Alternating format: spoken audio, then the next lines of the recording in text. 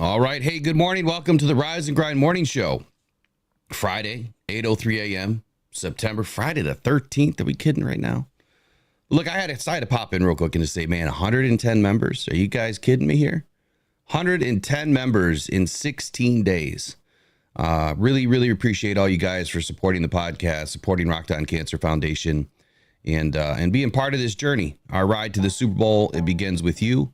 And I appreciate it. Each and every single one of you guys for being the best sponsors, supporters, listeners, watchers of the show, and those of you that get even active in your community. I can't thank you enough. So let's get Eric in here this morning, and let's see what we've got to talk about today.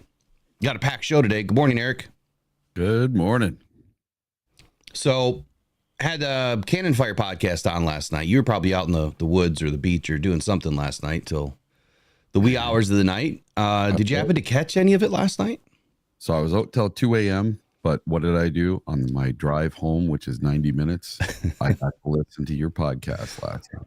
There you go. I was actually, I reached out to a few different people, but they were the ones that I really wanted to have on because when you listen to their show, they're not, they're not Eric, right? Like you give us the all Lions all the time. I'm the more the realistic kind of, guy that just would give you the stats and the facts and have that tough conversation. And there's nothing wrong with either side, right? But those guys, not only do they love their team, they've been through it for a long time being Bucs fans.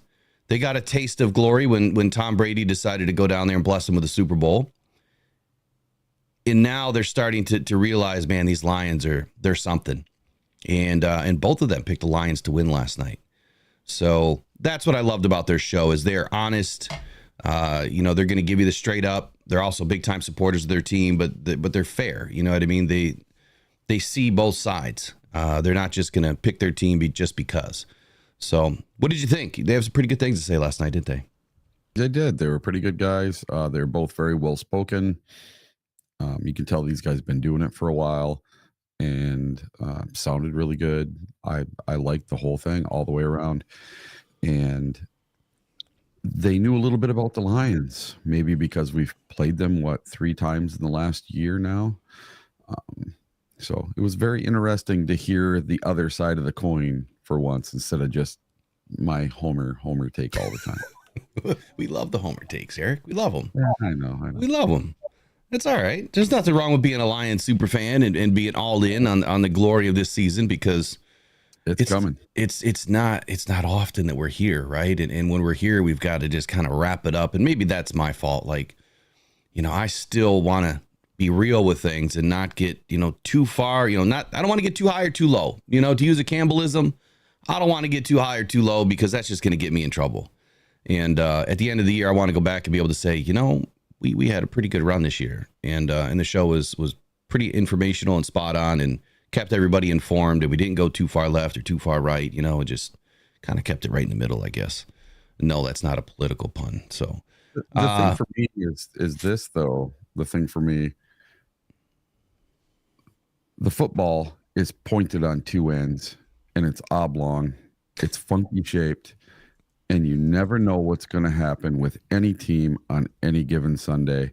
So there's always a chance, even when your team sucks butt and you don't think your team's going to win a single game that year, that team usually finds a way to pull one out of their butt. They get a lucky bounce their way and a lucky pick or something happens because that ball bounces around in funny ways.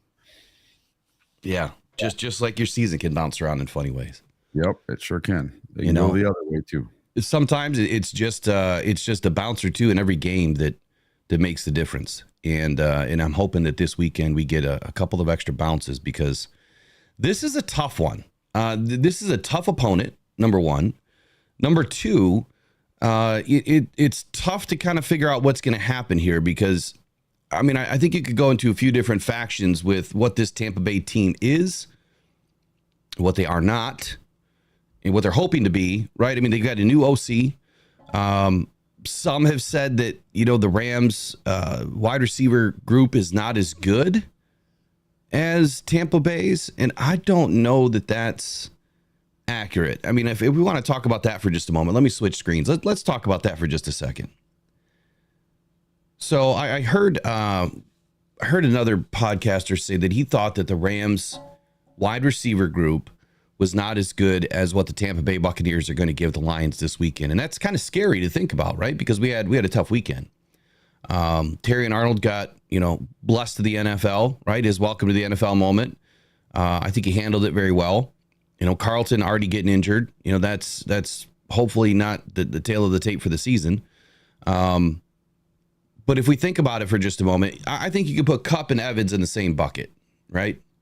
I think they belong in the same bucket. They can impact the game at any moment. Kupp is, very dynamic receiver, and so is Evans.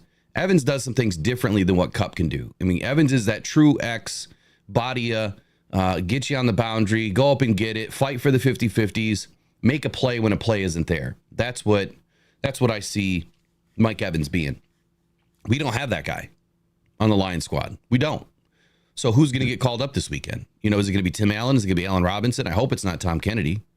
We need a bigger wide receiver like Mike Evans. I've been saying it for well over a year now.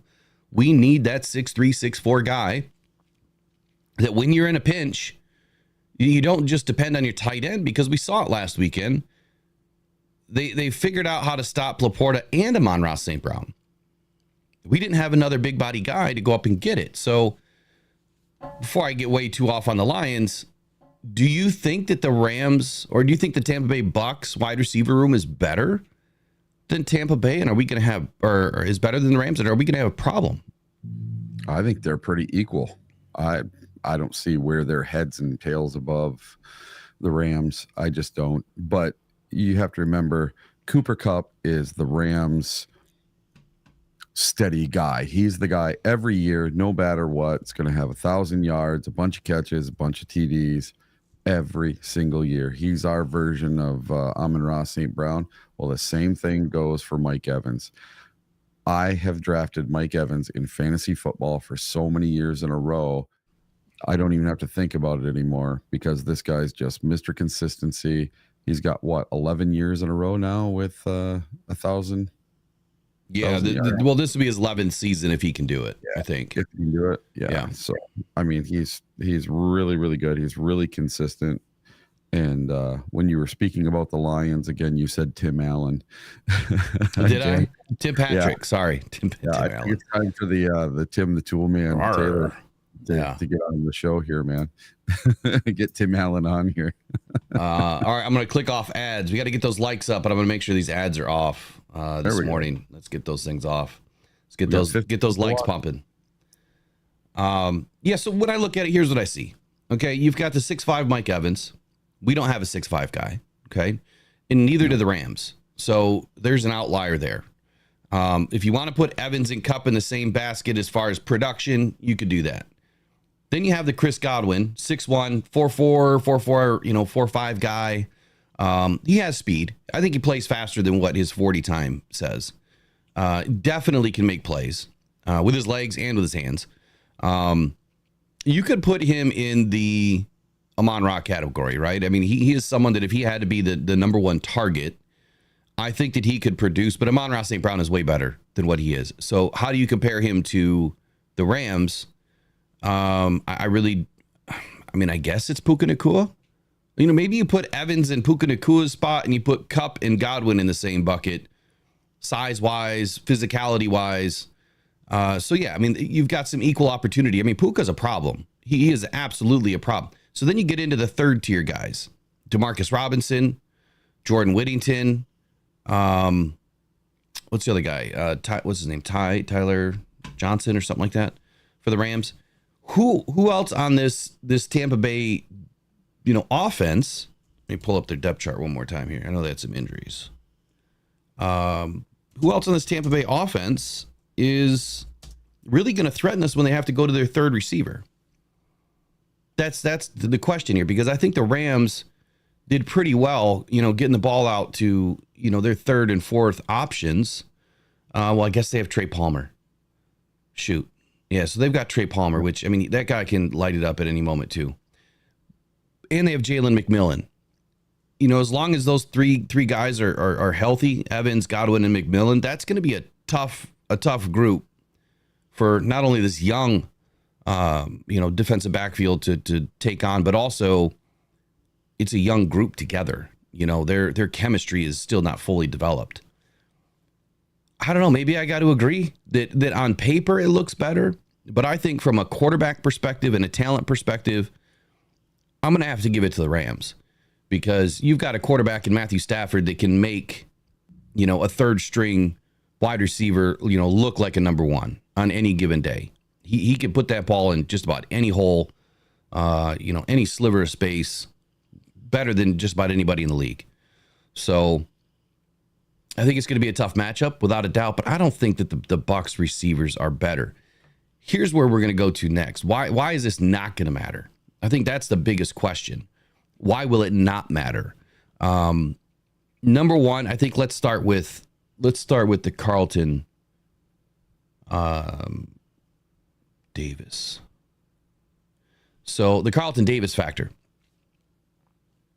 I think that there's a big opportunity here that Davis is going to be able to explain what to do and what not to do against these receivers or inside of this offense. Now, he hasn't been a part of this new offensive scheme, so he doesn't know everything that these guys are doing. But I said it in the offseason. If you looked at what Brad Holmes was doing and the guys that he was bringing in, it was kind of weird, right? If you look at our schedule and then you go look at the guys we brought in for free agency, they all played their team last year. They either went up against them or were that team. We played that team. I think that was intentional. I think that Brad Holmes brought players in that had familiarity with the opponents, right? Our regular opponents and the opponents that we were tasked to take on again this season.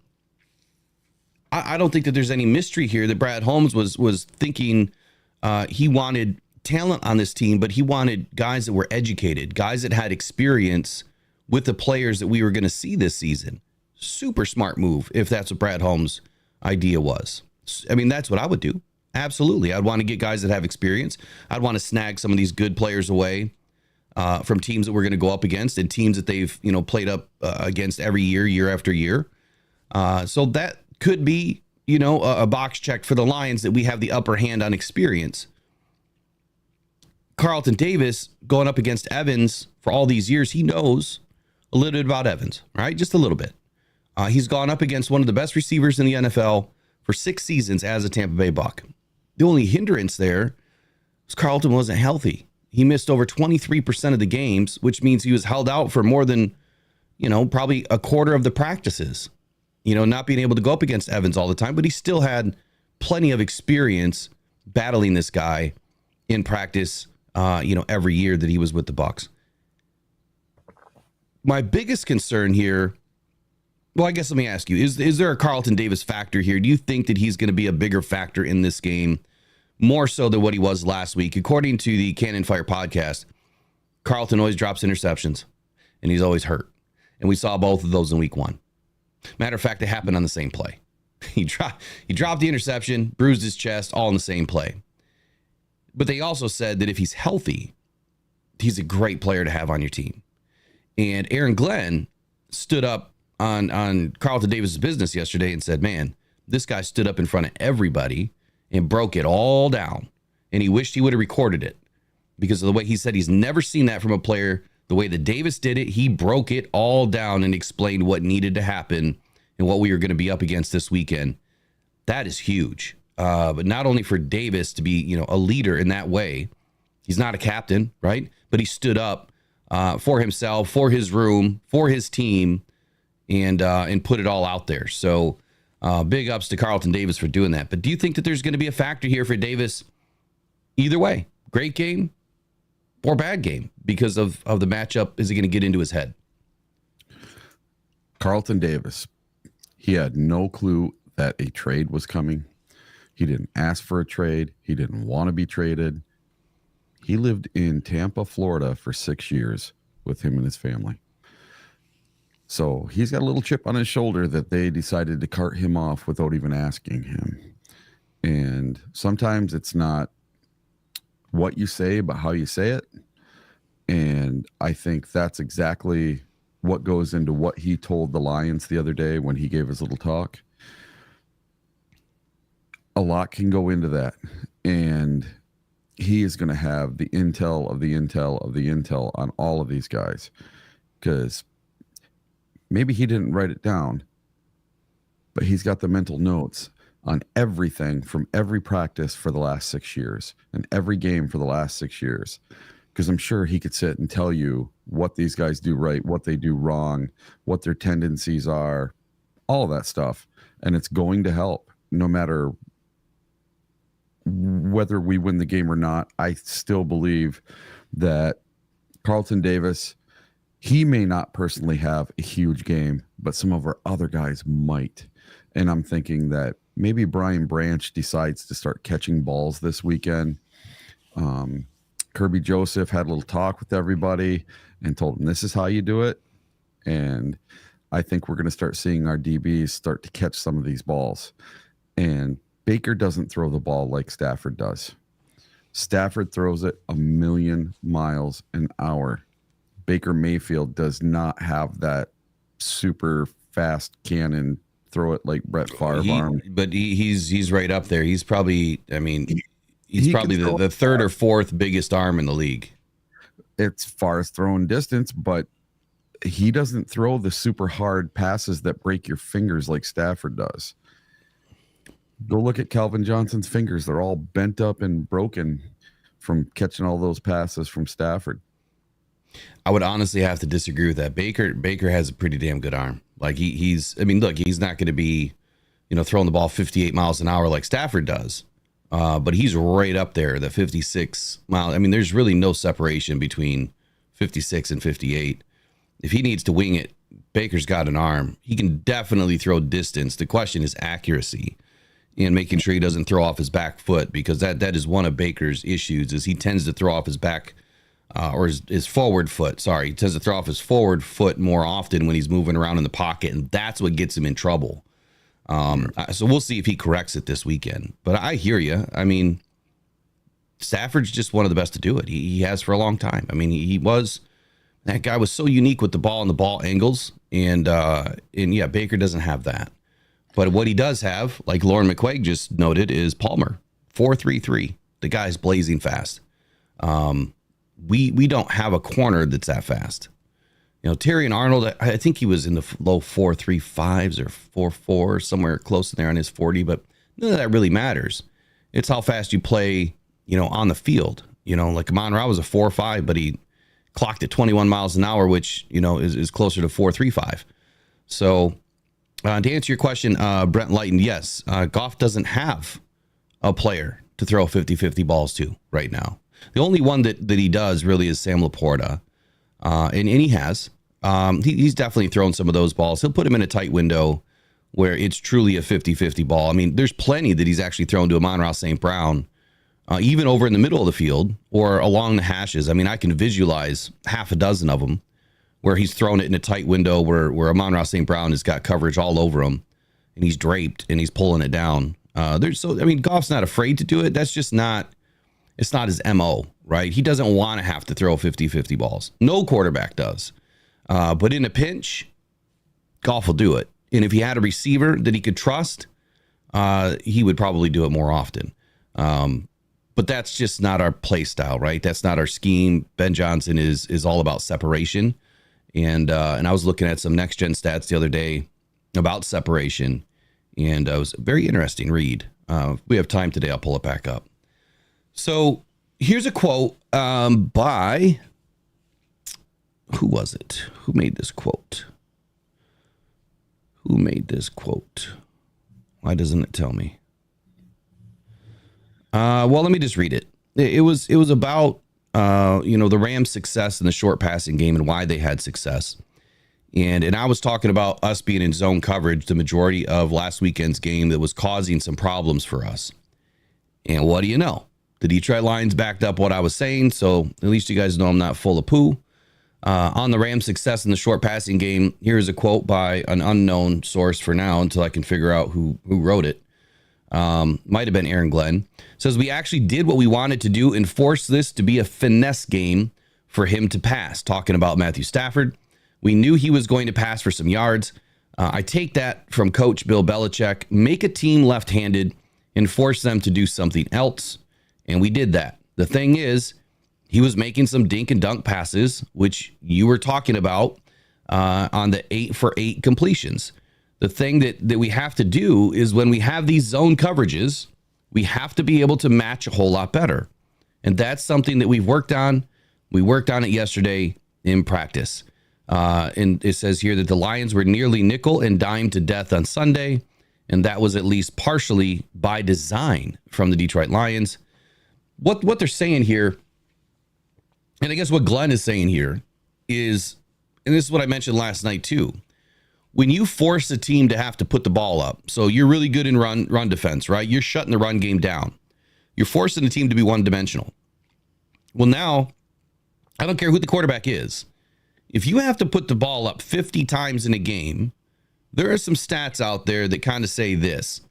From 0 to 30 passes, you're probably going to throw one interception.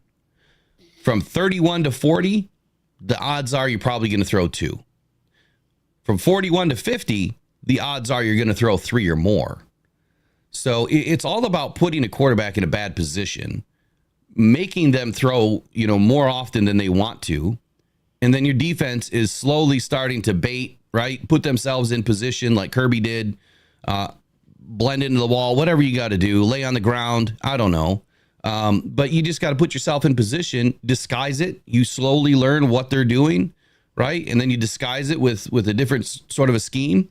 And then bang, interceptions start to come. And then another one comes. And then another one comes. And then it's a different ball game. So you put a team, on their heels having to throw the ball. That's what the Lions want to do this weekend to the Bucs. I guarantee it. I know the Bucs are going to try to run the ball. It's not going to work. And matter of fact, it's not going to work because their offensive line's taking some hits. You got a rookie in Graham Barton at center. You got Luke Godecki that ended up on injury report yesterday with a concussion. I don't think there's any way he can clear concussion protocol in 3 days. I don't think there's any way that's even possible. I don't know if there's a rule surrounding how many days it has to be. I'm sure he just has to pass the test. But let's just say Luke is out. So now you're down your right tackle and you've got a rookie in at center. Oh, and guess who's coming to play this weekend? DJ Reader put out a post yesterday. I'm good to go. DJ Reader will be in this game. And he's going to be taking on a rookie and Graham Barton. Yeah, Graham's a big dude. But he hasn't played anybody like DJ Reader in week 2 of his NFL season. So it's interesting, right? How are you going to be able to run the ball against a team that is predicated on stopping the run? Number one. Number two, that puts Baker into a problem, right? He's going to have to throw the ball up. So now you can start bracketing down your defense. You can get over top of Evans. And once you get over top of Evans, you get under Evans. Then you're forcing the ball to Godwin, and that's where the interceptions are going to start coming, assuming our linebackers and, our nickelback is going to be able to pick up Palmer if they end up having 3 receivers in. Their tight ends, not so worried about that. Not really that worried at all. Jay-Z says, just read from Jeremy Reisman that Tampa Bay had the highest number of runs go for no or negative yards last week. Yeah, so they had 7 for negative plays. And this was not against the Detroit Lions defense. They do have a dynamic running back, though. Rashad White caught, 5 balls for 75 yards out of the backfield. So that is something that we're going to have to worry about. And that is something that can hurt us because we've struggled with that. Any running back that gets free over the middle has been a problem for us. That's going to be Jack Campbell's big responsibility this weekend. And Jack was actually limited in the first game to only 56% of the snaps. So there's something to be said there, too, that, the Lions are trying to split some time here at linebacker and figure out who's going to do what, where, and when, and who fits best. And I think that's what Aaron Glenn is talking about, too, is they're going to try to match these guys up a little bit better this weekend, mano a mano, who fits better, and try to keep these guys tasked on an assignment for the entire game. And, come halftime, if things aren't working, they're going to have to make some adjustments. But before I get too far off here, what do you think about DJ Reader getting inserted into this defense this weekend? I love it. He gets to go up against a rookie, and it's going to be a very, very fun game to watch. And I really can't wait to watch the whole DJ Reader aspect. I think the crowd's going to go crazy. This is going to be an amazing weekend because it's going to be kind of a repeat of last January in the playoffs. You know, we're getting the 2 playoff teams in the same sequence we got them in last time. This past Sunday was pretty electric, and I have a feeling that this week's going to be even better. So they better watch out. They better have their ducks in a row, or else it's going to be a very long day for the Tampa Bay Buccaneers, which I am hoping for with every fiber of my being. I want this to be a very long day for good old Mr. Baker Mayfield and the rest of the gang. I don't want to see him get 50 yards. I want this Detroit Lions defense to be number 1 against the rush, and I want us to crack that top 10 against the pass. And I'm hoping that this weekend we start working towards that goal. So I see a few things going on in here in the chat, so I'm going to have to handle it. I don't know where the mods are right now, but Me neither. Both you guys are just going to have to go for the day. Apologize. Got to clean it up. Yeah. All right. So moving forward here on the roster this morning. So injury report. Let's get to that real quick. It will change again this afternoon. So last night, the injury report came out. Here's my key notes, really on both sides. Tyke Smith was added to the Thursday report with an illness. He did not practice. KJ Britt, defensive lineman William Golston, and defensive lineman Logan Hall, and cornerback Zion McCollum all upgraded to full participants, so that's good for the Bucs. Luka Godecki was downgraded to did not practice with a concussion that popped up in yesterday's practice. So he was a limited participant on Wednesday and then downgraded to out yesterday as far as practicing because of a concussion that must have happened during practice. With DB Hayes, defensive lineman Kalijah Cansey, and also safety Antoine Winfield, which is a huge one. Still no change, not practicing at all on Thursday. The rumor is Winfield is trending to be out this weekend. And with that happening and the other losses that they had in the DB room, let's see, Josh Hayes had the ankle. He didn't practice on Thursday. Tyke Smith, obviously the injury or the illness, he didn't practice on Thursday. Winfield's battling a foot injury. He didn't practice all week. So they're banged up in their DB room, and they're a little bit banged up on their offensive line with their right tackle, in concussion protocol. So that is 2 areas of big concern for the Bucs. Now, I expect the Lions injury report to change a little bit today, but there's some good and bad news here.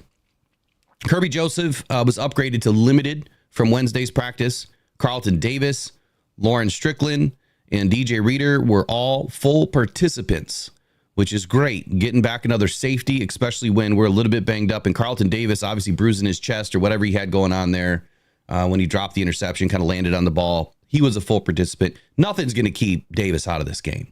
This is too big of a game. One that he's probably had penciled for a while. There's been no change with Davenport or Penei Sewell or Melifonwu's status as of yet. We'll see what happens today. No practice so far this week. And Isaiah Williams landed on the list yesterday with an abdomen injury. Must have suffered that in practice.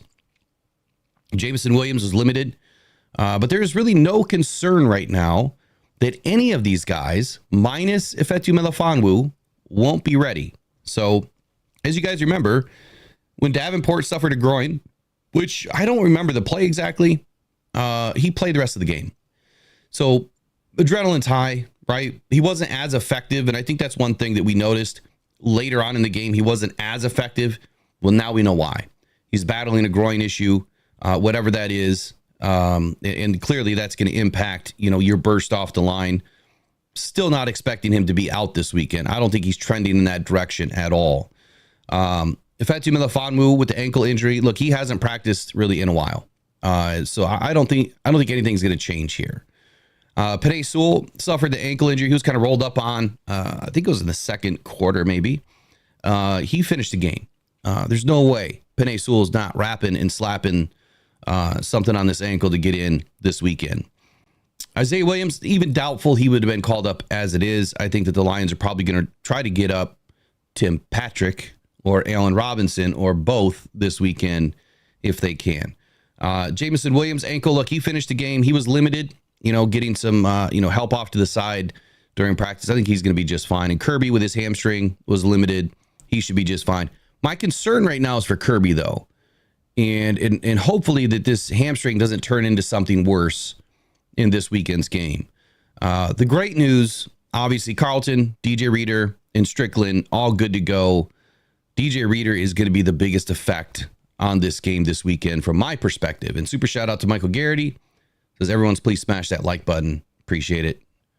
Appreciate it, Michael. You do a great job, buddy.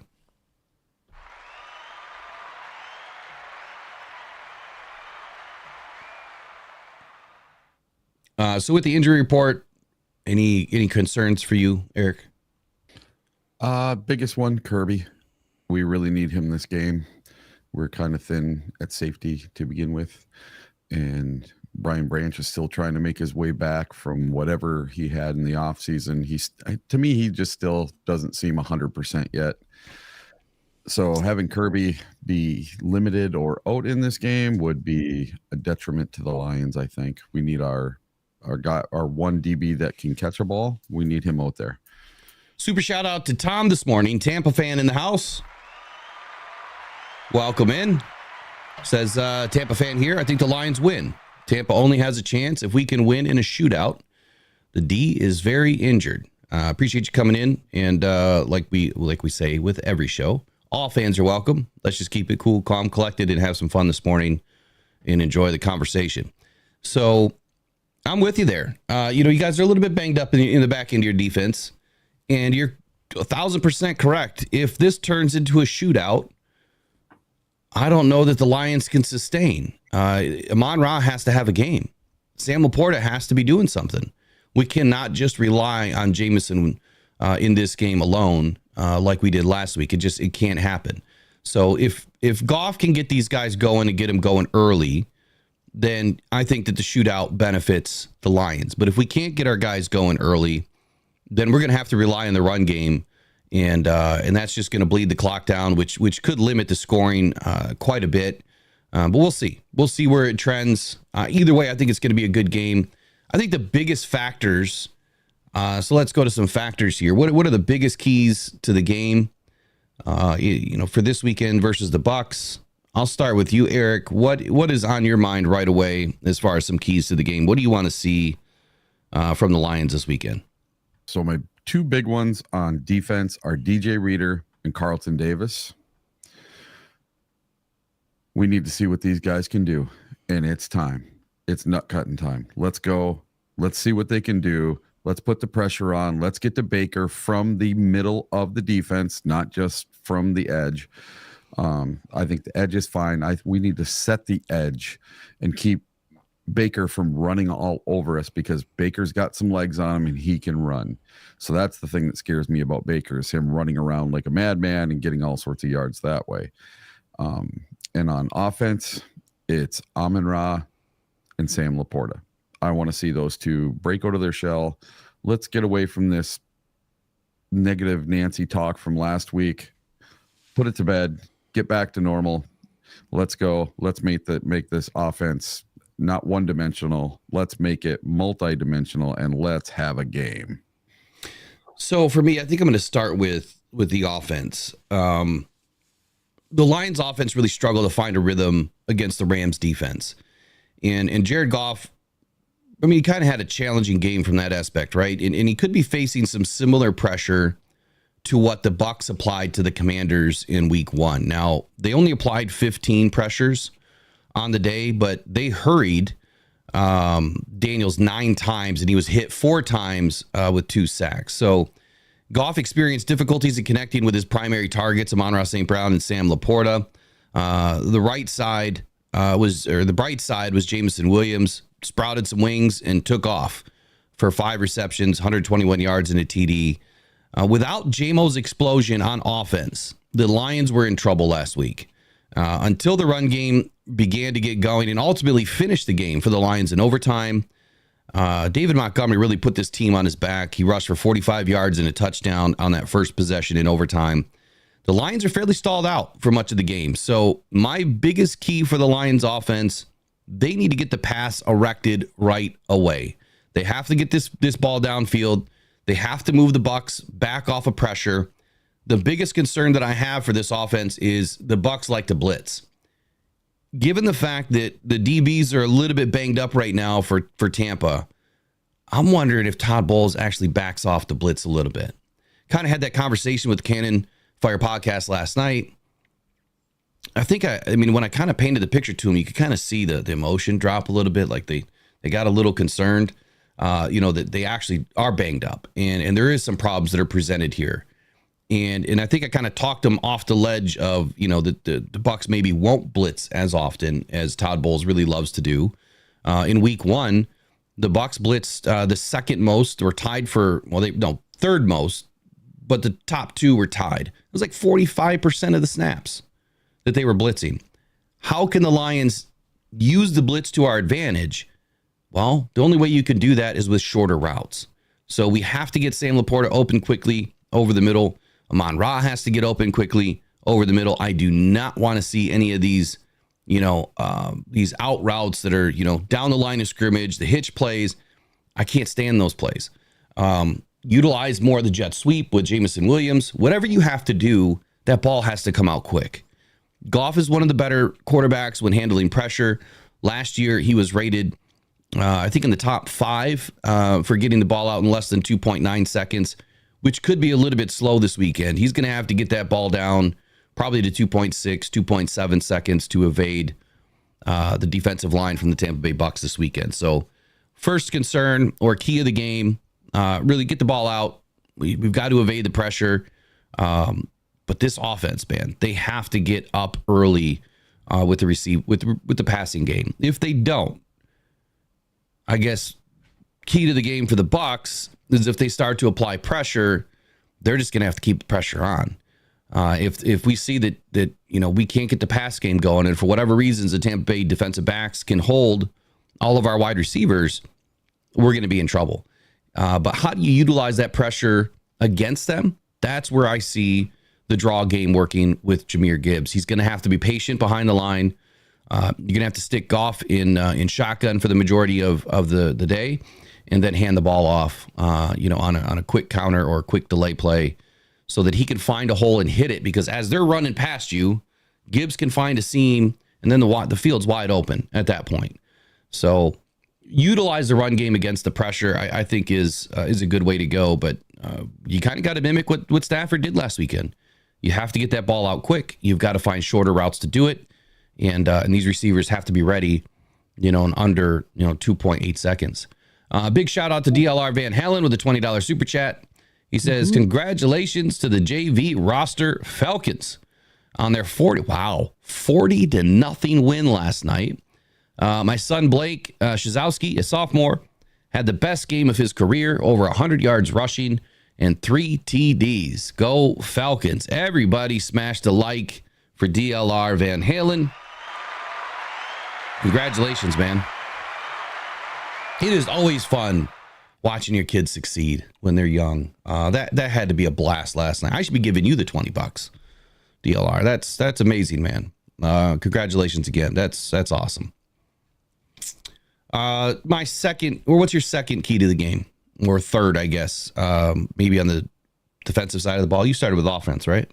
No, I started with defense. I said that it's going to be the DJ Reader effect and the Carlton Davis effect.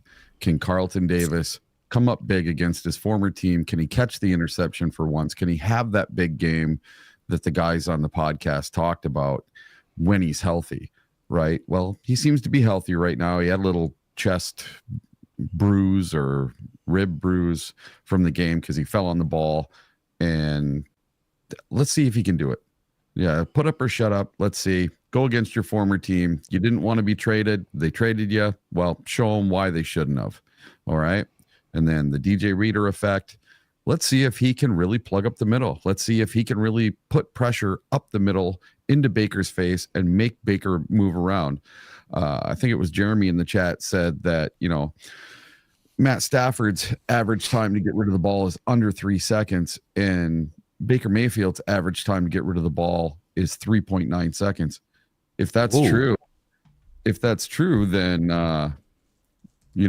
if Baker holds onto the ball for a long time, he's not going to stand a chance, because our defensive ends will get to him if he holds onto the ball for close to 4 seconds. So I'm going to have to look that stat up.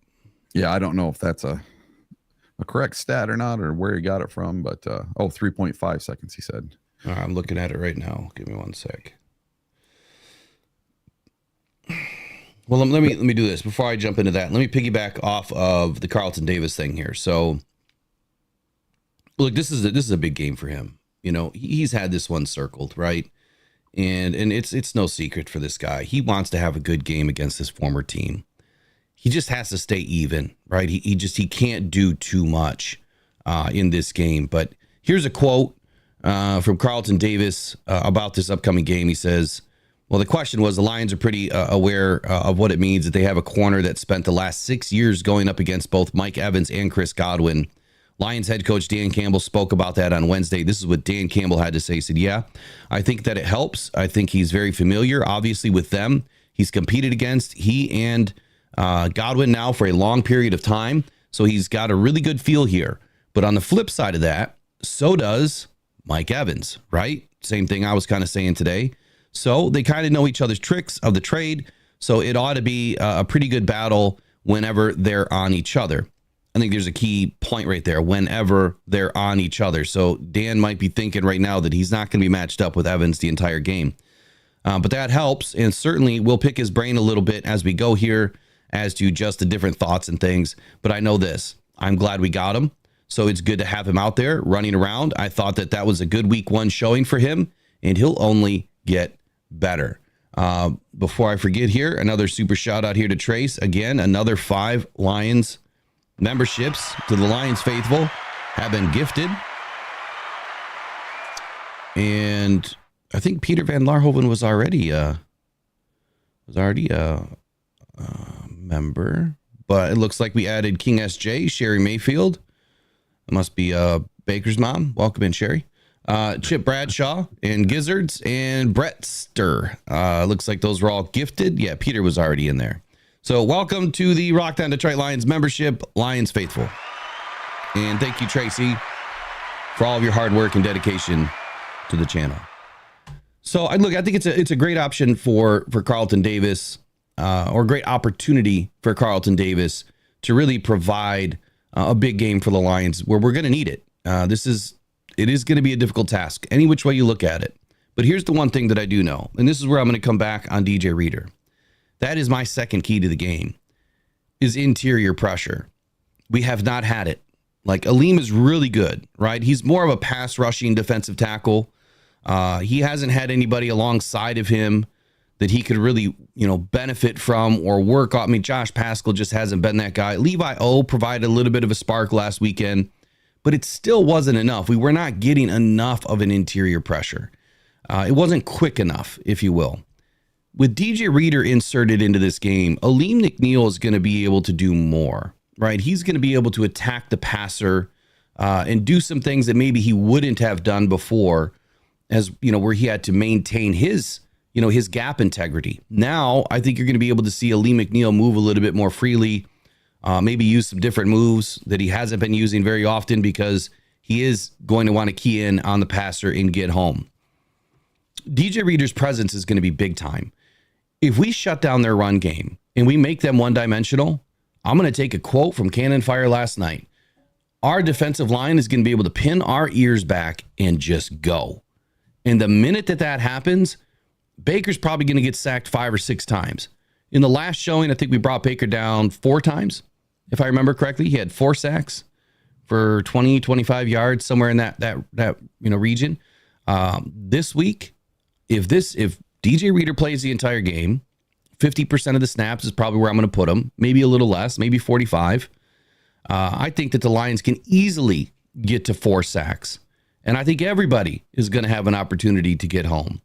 This could turn into a nightmare quickly for the Tampa Bay Bucs if we shut down the run, make them one-dimensional. And now that we do have some sticky coverage on the back end, now we just need to get home before 3 seconds. Marcus Davenport had the fastest sack of any Lion last week at 4 seconds. Aiden Hutchinson was right behind him, I think, right around 4.4 seconds or something like that. It's all in next-gen stats. So with Marcus Davenport being able to get in that quickly, and now you're adding the DJ Reader element, and we're able to get interior pressure, you're going to force Baker to have to go left or right. He's going to have to make a decision.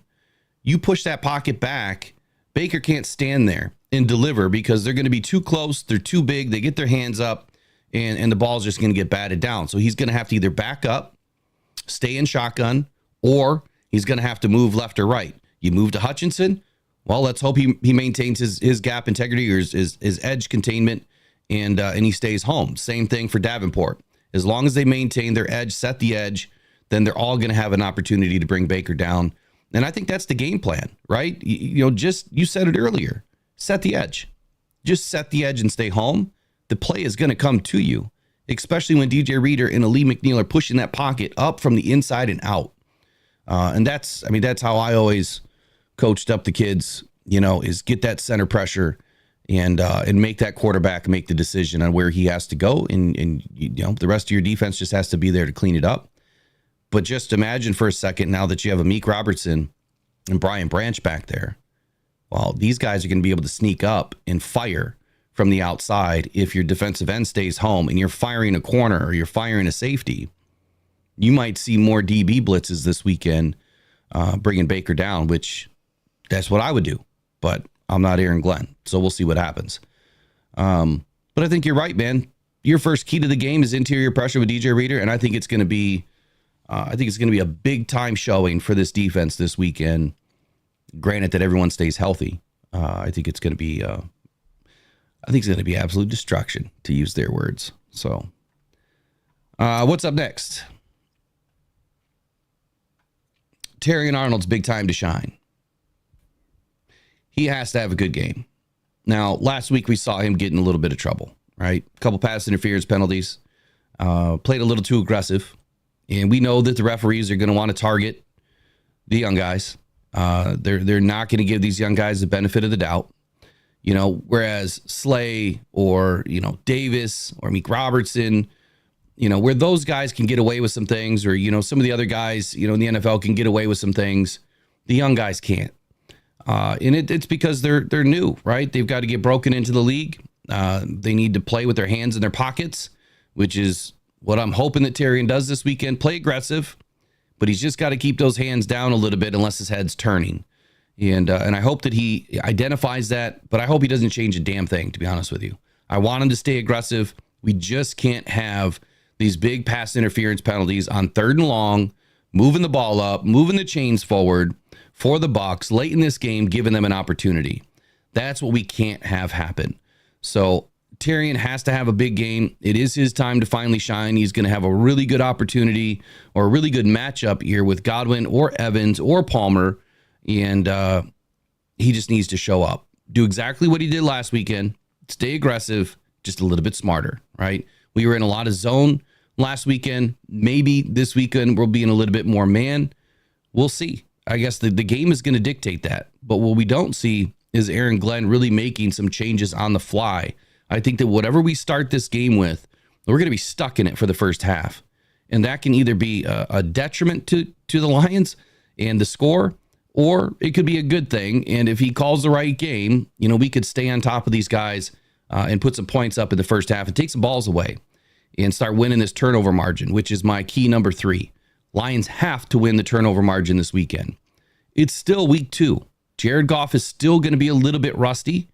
And if you notice, every single season, he tends to throw the majority of his interceptions in the first 6 games of the year. So for that reason, I am a little bit concerned that if their defense does get enough pressure, that Goff may make a mistake or two. Let's just hope it's not early or often and limit it to 1. But we have to get at least 2 or 3 turnovers in this game. That's got to be key number 3. Turn it, open the door, and then shut it down.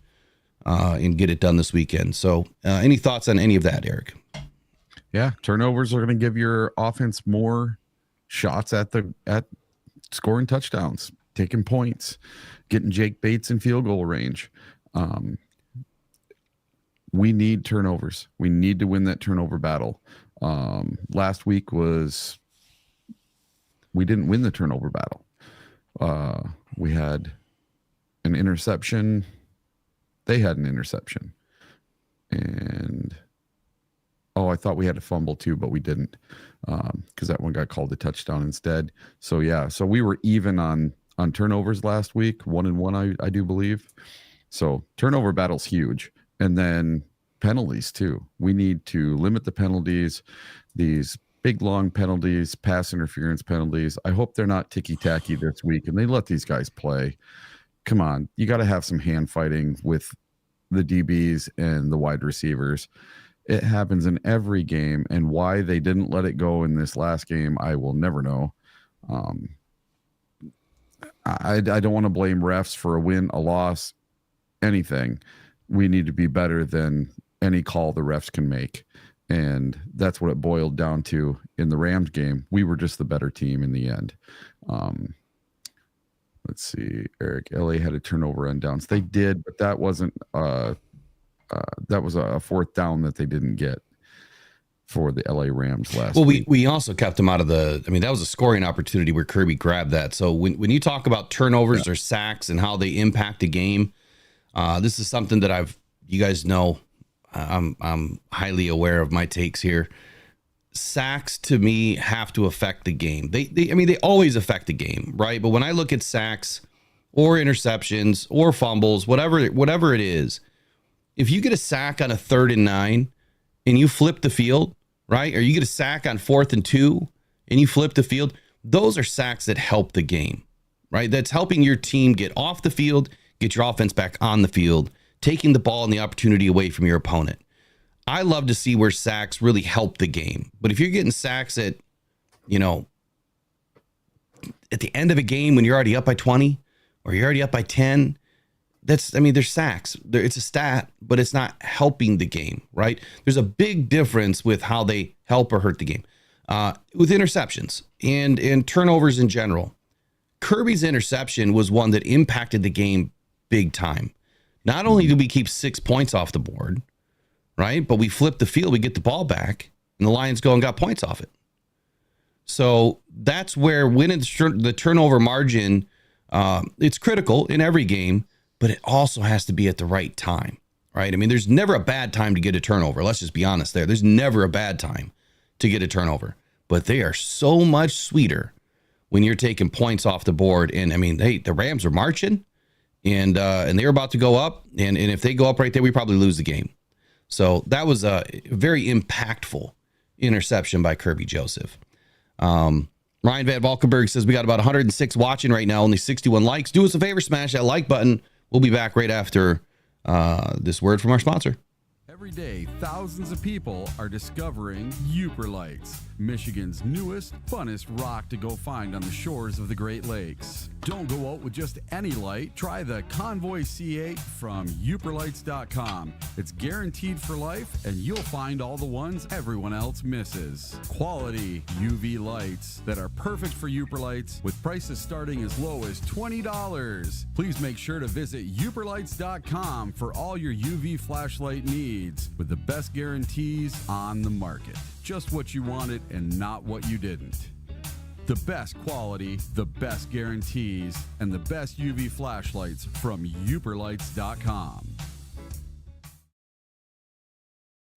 Well, like Kirby Joseph said, I'm going to put him on a shelf. And he was talking about Matthew Stafford is now a trophy. And I'm expecting Kirby to do the same this weekend. But we need to see Brian Branch get involved. Can't be dropping interception opportunities. And Amik, man, I want to see more from Amik this weekend. But my fourth key is a player that we know has success at getting sacks.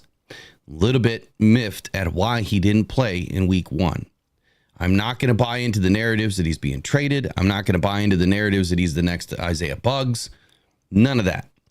Something, whatever it is going on with James Houston. But there is no reason, unless he's injured, that James Houston can't get up in this week's game and have an impact on this game. So my fourth key of the game is, damn it, we need to see James Houston. Like, this guy gets sacks. That's what he does. And he has speed. So if you can insert him into the game, even putting him on the opposite side of Marcus Davenport, yes, have all three of them in the game. Hutch, Davenport, and Houston. You might be limited with one defensive back, or you only have two linebackers, on the field, and that would be, James Houston in a glorified Sam position, right? You send him, you set the edge with Davenport. And I guarantee you it turns into a sack this weekend. I want to see James Houston in this game. I hope he gets called up for this game. We need more speed off the edge with Baker. Look, he's got nimble feet. The guy can move, and he is dangerous when he is on the run. He makes plays. He made a lot of plays in week 1.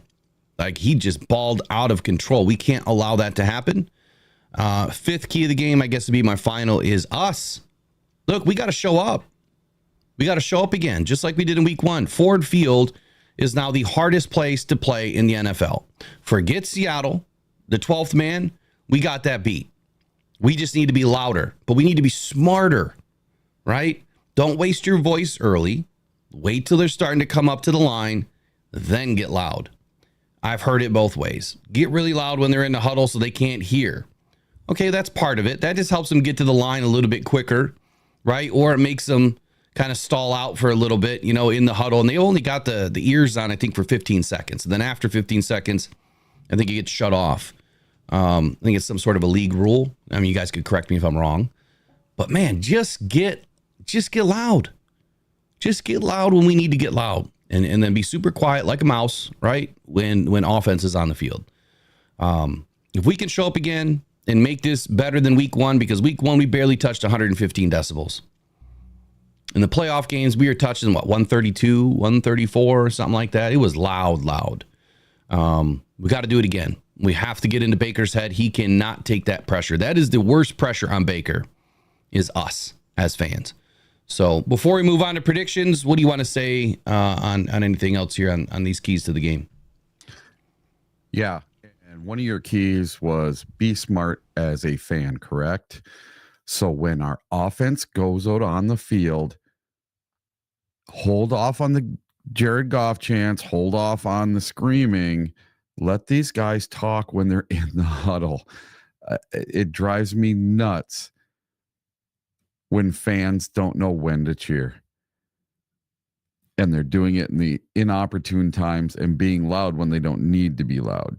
We need to be quiet as church mice when our offense is out there on the field. Between plays, when we make the play, as soon as he throws the ball, cheer as loud as you want. But when our guys go to get into the huddle, you got to be quiet, guys. Got to be quiet.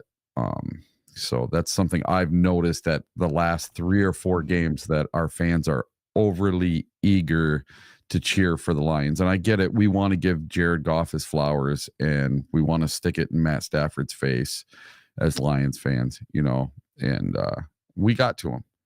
We got to Matt Stafford this weekend. He did not appreciate the Jared Goff chance at all, because when he was here, he didn't get the Matt Stafford chance at every game. How would that have gone, though? Like, Jared Goff just has a 3-syllable ring to it. Matthew Stafford. It just doesn't work. Matthew Stafford. Nah, it doesn't work. Yeah. Sorry. Just like Let's Go Lions, same thing.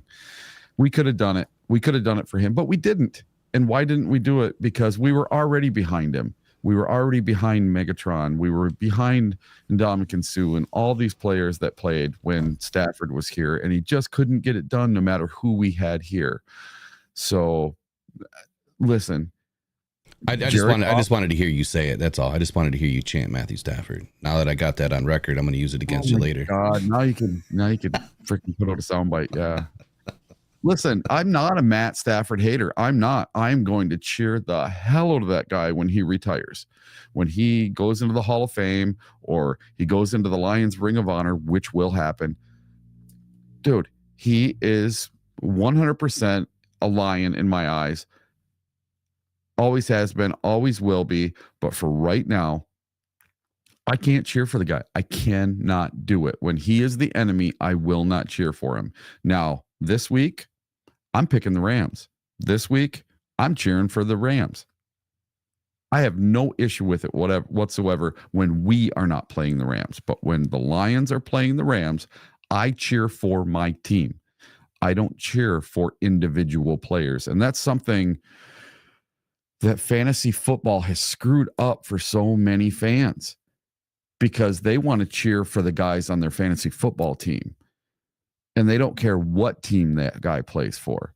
So I separate on Sundays. I really do. I could care less if my fantasy team gets 2 points or 200 points, as long as my football team that I'm there watching in the stadium wins the game. I don't know what is going on here in this chat today, but yeah. Let's just keep it peaceful. Oh, gotta remember. So it's Friday the 13th. That's what's going on. Oh yeah, we had a blob squatch sighting. Did you guys see that? Had a blob squatch. You know, this is the DJ Reader. DJ Reader's coming to play. Yeah. All right, let's turn this one on its head. So what's up here? What do we got? What do we got next? We got all 32 predictions. We have Lions Bucs predictions. I think we pretty much hit on everything that's important this morning. Pass blocking grades. So, you know, here's one of the reasons why I'm optimistic, at least, for the Lions defense. Tristan Wirfs, he's just the GOAT, right? I mean, he's a left tackle, one of the better left tackles in the league. He's a GOAT. 83.6 pass blocking grade for him. Now, the rest of the Bucs offensive line, 54, 63.6, 41.6. And Luke Godecki, who's potentially out, 67.4. And K. Dot and their tight end, 59.5. So if you think that we can't have some success against this offensive line, you'd be mistaken. I think that it starts up front. It stays up front. We shut down the run game, and then we start pinning our ears back and we get after it. On offense, again, we have to get everybody involved early. Jared Goff has to pass this ball around. He's got to get everyone involved. Everyone has to get active. I need to see a more balanced plan from Ben Johnson this weekend. Like, let's not get stuck in the same thing. Let's open it up and get these guys moving, because we are missing something. We'll come back here in 30 seconds. One more shout out to our sponsors this morning, and then we're going to get into predictions. Here, and you want the latest news and rumors on your Detroit Lions. Head to sportspider.com. That's sports, SPYDER.com, where you can get your Lions news and all your sports in one place. Man, this site is packed with your favorite podcasts, live news, articles from local writers, and insiders, all updating in real time. Not just the Lions, every major sports team, including MMA, UFC, and so much more. Don't want to waste time searching? Sign up for free. Create your ultimate sports news hub. You control what hits your feed at SportsSpider, your number one source for all your sports. Visit sportspider.com today, right after the show. All right, let's do some predictions. We've got about an hour left here. There should be plenty of time, and we'll probably get to some other topics. Matter of fact, shoot. I don't know where my cord is. It's probably still in my bag from the weekend. I really want to get the phone lines opened up. I promise you next week I'll do it. I promised everybody yesterday that I would have people call in. I promise you next week we'll do it, because I failed. I don't know where my cord is, and it's going to take me too long to go find it. Yeah, Mike Garrity is just itching to call in. Yeah, I mean, if I could set it up on Bluetooth, I would do that, but it just seems like it always sounds like crap. And I definitely don't want that to happen. We've gotten rid of the old G-men. Now we need to keep them away. So, all right, what are your predictions for this weekend? Let's start with the rest of the games for the weekend. So clearly, I had the Bucs beating Miami, or the Bucs. I had the Bills beating Miami yesterday. I did not expect the score to be what it was, but man, Tua, my heart goes out to this guy. Look, you've made enough money, man. Like, hang it up, dude.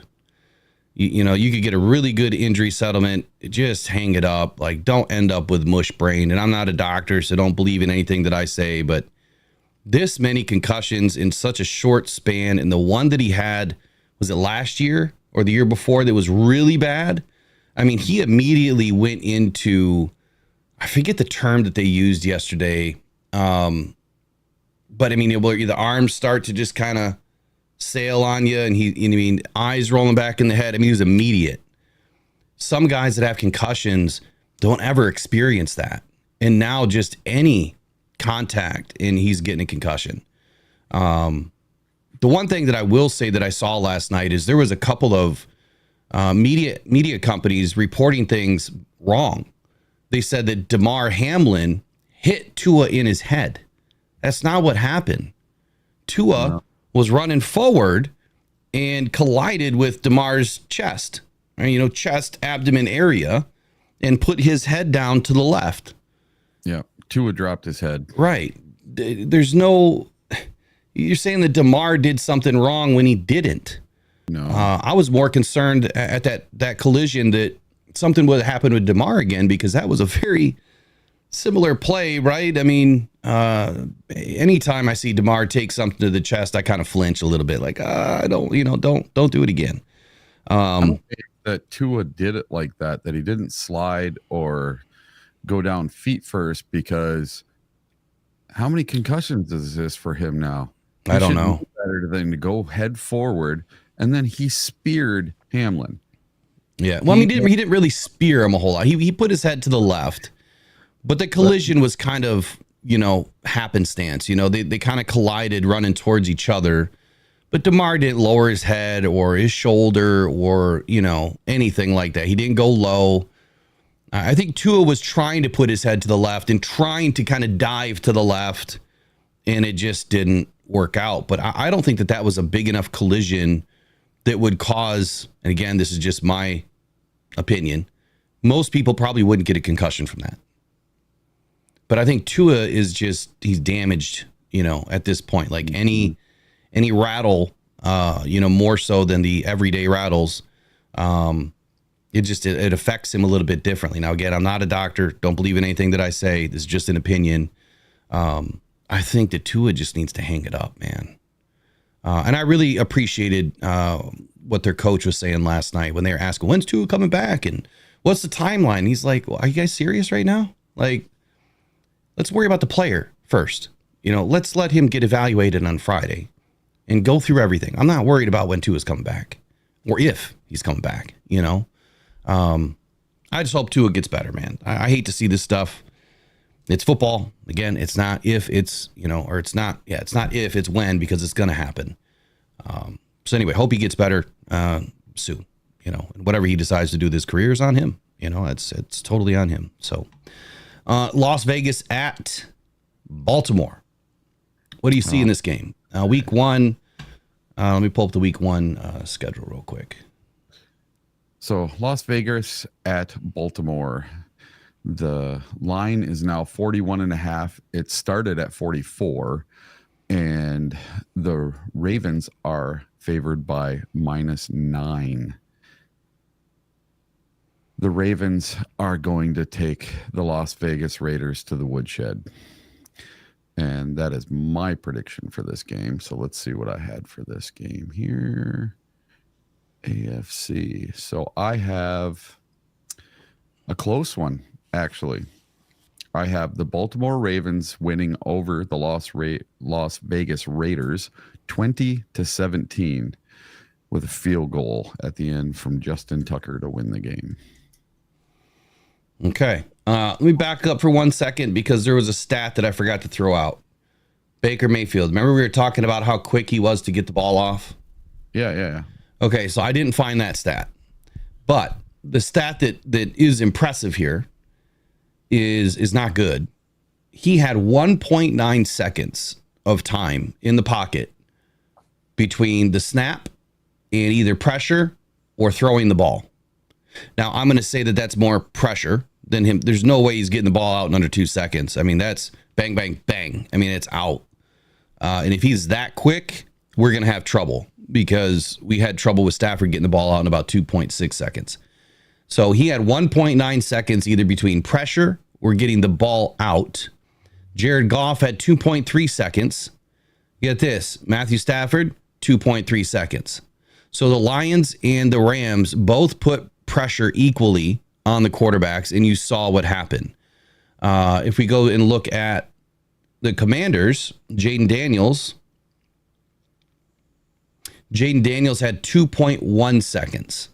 So that means that the Washington Commanders defensive front might be a little bit quicker at getting to Stafford than what the Rams were. I honestly don't believe that's possible, but they do have Levante David. They do have Vita Vea, and there is some opportunity there for them to be, progressive at getting to Jared Goff. So interesting stats, man. I mean, you just got to dissect them week by week and see where they end up. But I'll be paying close attention to some of these stats, and then look at the game and kind of what we see. But all right, so back to some predictions here. Okay. Well, yeah, I don't see Vegas coming close. What's the over under on this? Like 8? Oh, let's see. Over under on this. So the line is 9 points. The Ravens are favored by 9, and the over under is 41.5 points. Okay, and you have Baltimore winning. Yep. In the first game. Okay. Yeah. So yeah, I'm gonna go. You said over under was air. The line here was 8. 9. 9. 9. Yep. It's insanity. 9. So I'm gonna go 27. I'm gonna go 27-21 Baltimore, and Vegas covers. I'm not confident in that, but we're gonna roll it. I've got to have a better week than I did last week. I have to. That was terrible.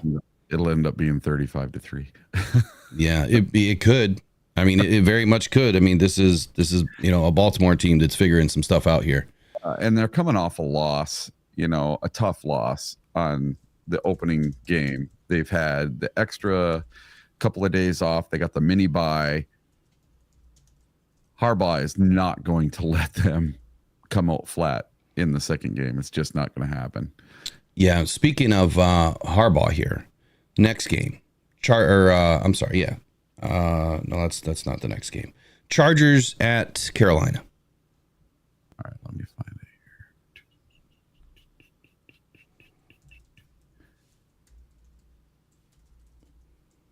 here. Oh, there we go. So the line is 6 points for the Chargers. Okay, so the Carolina Panthers are getting +6, -6 for the Chargers. The over-under is 39.5. They think this is going to be an ultra low-scoring game. And I'm going to look here and see what I had for a score. I have it 27 for the Chargers, 3 for the Panthers. I don't think Bryce Young gets a touchdown this week. Did you just say 27-3? Yes. Because the Chargers are going to run the ball, run the ball, run the ball, run the ball. Okay. Yeah, I don't think the Chargers are going to lose this game. And I think that, honestly, Bryce is probably going to be sat by week 6. I told you guys last year that he was not going to be a good quarterback in this league. And so far, he's not. Does he have enough weapons yet? I don't know. I guess it's up to debate. But for me, look, I think that the Los Angeles Chargers win this game handily. I think that they get up early with a couple of passing TDs. And then, like you said, they're going to start running the ball, which is just going to milk the clock out, which I think it could keep the scoring down to a little bit. I mean, the Panthers have an okay defense, but I just don't think it's enough to shut out the Chargers' run game. I'm going to go. Yeah, I'm going to go 31. I'll go 31-9. I'm taking Chargers. All right, next game we have New Orleans at Dallas. All right, get to my NFC teams here. New Orleans at Dallas. So in a squeaker, because Dallas is going to get greedy and they're going to try to go for 2, and they're not going to get it. The Saints are going to win 21-20. Taking the Saints in this one. You know, you're not crazy, because I believe in the same thing here. I think that the Saints can pull this one out, and we kind of need them to. Saints are coming off a crazy good game. This is a Dallas team, though, that has a much better defense. Is Carr on the rise? I don't know. Good defenses on both sides. Look, I think that Dallas is just going to have some fits in this game for whatever reason. It is at home, though, so they will have the home field ref advantage. I'm going to go here. I'm going to say I'm going to go 20 for the Saints. And I just think that old Dak Prescott is going to have some trouble. I'm going to go 13 for the the Cowboys. So Saints win. And next up we have Tampa Bay at the Lions. Ooh, Tampa Bay Lions. So I'm going to stick to my guns, what I predicted before the season started on this game. Lions 24, Tampa Bay Bucs 10. 24-10 Yes. Lions. And So the line now has moved to 7.5. It started out at 6.5, and the over under opened at 48.5, and now it's up to 51.5. I have to remember here. Let me save this file real quick. There we go. We're getting some good scores in the chat already. 28-14 Lions, 32-31 Lions, 31-17 Lions, 34-14, and 28-17 Lions. So in my opening score prediction, I called 27-13 for the Lions in this game. Last night, when I was speaking with Cannon Fire Podcast, and given the situation with some injuries and some other things going on, I bumped the Lions to 31, and I bumped the Bucs to 20. But I almost feel like that's a mistake. I still think 27-13 is a really solid score in this game. I don't think the Lions are going to have to do much in the fourth quarter, but just run the ball. And that could keep, a touchdown, off the books here. It could add a touchdown just because of what we saw, with Demo, man. He gets moving, and anything can happen. But given the situation now that we know the injuries, we've seen both teams, I'm going to have to keep it where it was, 31-20. I'm going to go Lions win. It's going to be a good game, but I do believe the Lions pull this one out, and the score is going to make it look closer than what it is. There might be a gimme, in the fourth quarter or something where they get an extra TD, and make it a little bit closer, but Bucs don't cover. Bucs don't cover. All right, what's next here is Colts at Green Bay. Ooh, this is a good one. So the line has changed dramatically on this because yesterday, good old Matt LaFleur came out and said that there's a possibility that Jordan Love plays this weekend. So right now, it's Colts -3 over the Green Bay Packers. And I saw it was 7.5 earlier, right after the Jordan Love thing happened. And then it went to 4.5. And now it's at 3. Oh, my blood sugar is low. Hold on one second. Sensor goes off until I open the app. But You just froze on the video too for whatever reason. Weird. That's crazy. Yeah. No, I'm gonna have to restart you.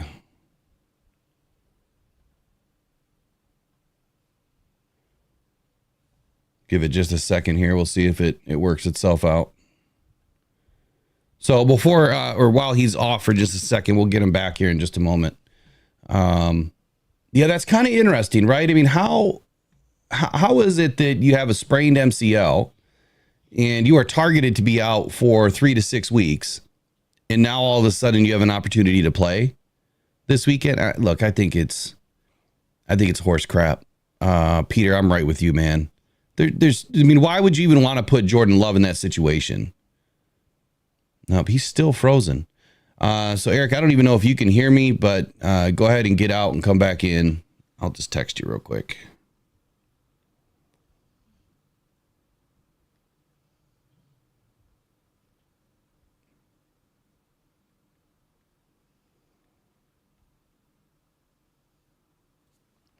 So I really don't think that Jordan Love plays. And if he does, I mean, that could be a detriment to Love's season. He takes another wicked shot on that knee and he could be out the rest of the year.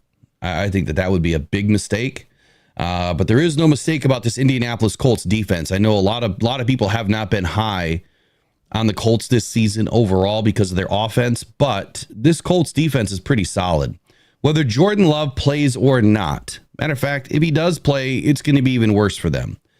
But whether he plays or not, I think Indianapolis pulls this game out. I don't remember what the line is here.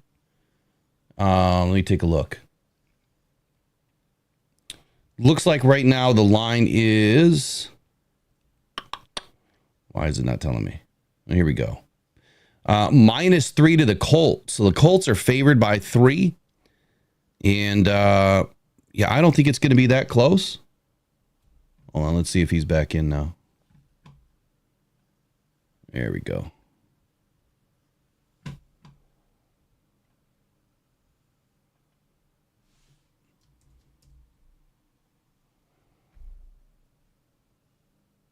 There you are. You're back. So I don't think it's going to be that close with the Colts and the Green Bay Packers. I do think that the Colts win this game. And I'm going to go 24 to 13. That's my score. What do you have for the Colts of Green Bay? I don't know if you heard me, but I kind of thought that, if they do put Love in there, that's a big mistake. He takes another shot to that knee, he's done for the season probably. But whether he plays or not, I still don't see the Colts losing this game. Can you hear me or no?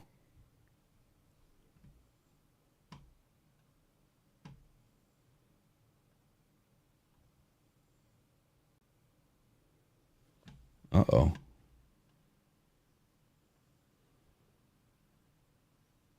Hear something now. Yeah, double check your PC volume real quick. Okay.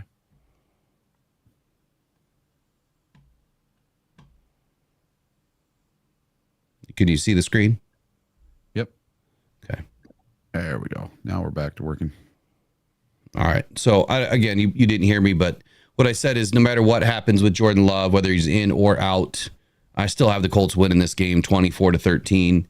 If they do put Love in, I think it's a big mistake, especially if he takes another shot on that knee. What is your score prediction on the Colts in Green Bay? So mine's a little different. Mine is 37 to 17. I think even with Malik Willis in, they'll score a little bit, but it's going to be a slaughter. I think the Colts are just going to run all over the Green Bay Packers, and it's going to be 37 to 17. All right. No matter who plays. Okay. And if they put Jordan Love in, Matt LaFleur is the dumbest coach in the NFL. Yeah, that wouldn't be smart, man. I mean, we've seen Frank Ragnow come back, but you're talking playoffs, an offensive lineman, not a skilled position, but an offensive lineman, that could have some protection on his knee. And, and it's Frank, man. It's Frank.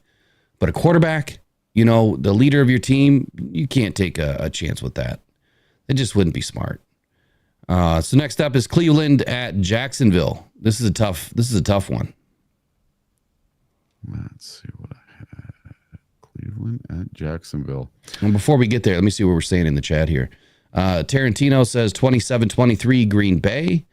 Zachary Gardner, Colts by 10. Tarantino, you realize that Jordan Love's probably not playing in this game, and it's going to be a Malik Willis, right? I don't know. We don't know what we have in Malik either. No clue. He's never played in the NFL for real. And he can run. Who knows? We'll see. I like the Colts defense in this game. He couldn't crack the lineup for the Titans. 24-10, kneecap biting says Colts win. All right, moving on to Jacksonville. Jacksonville and Cleveland. Looks like Tarantino's got 17-13 Jacksonville. What says you, Eric? So I think that the Browns are an absolute disaster this year, and nothing is going to change this week. 24-7 Jaguars over the Browns. So right now it looks like the line is +3 to the Browns. So they're only getting home field advantage in Jacksonville. Now the Browns have a really good defense. I do believe that this is a game where Jacksonville probably could put it down on the Browns. There's too many distractions right now in Cleveland. Yep. How that affects the locker room, I just don't know. Is the offensive line even going to want to protect Deshaun Watson? I wouldn't be surprised if Deshaun Watson gets pulled at halftime. Who's their backup? I have no clue. The Dorian Thompson guy. I don't know. I think he's lost the locker room. I think he's lost the other players. I don't think he's ever had the locker room. But no one respects him. And listen, if you were an offensive lineman for the Cleveland Browns, would you want to block for that guy? No, I wouldn't want to be anywhere near the guy. No, you wouldn't want to be associated with him anything. And then now something new comes out, you're going to be like, dude, get rid of this guy. Go. Before he ruins and takes down this whole entire team, just get rid of him. No matter how good he is, it's not worth it. Sometimes you just have to scrap it, start over, learn your lesson, and move on. Sometimes it hurts really bad to do that, and it really sucks. But sometimes you just got to move on. Sometimes it's best just to scrap the whole thing. I mean, look what the Lions did in 2020. Yep. They scrapped it all. They didn't, I mean, technically they got rid of Matthew Stafford, but it wasn't like that. They scrapped it all and started from the basement, worked their way up, and that's just the way it has to be sometimes. The Browns can't get any worse. I mean, we were right in line with them for decades.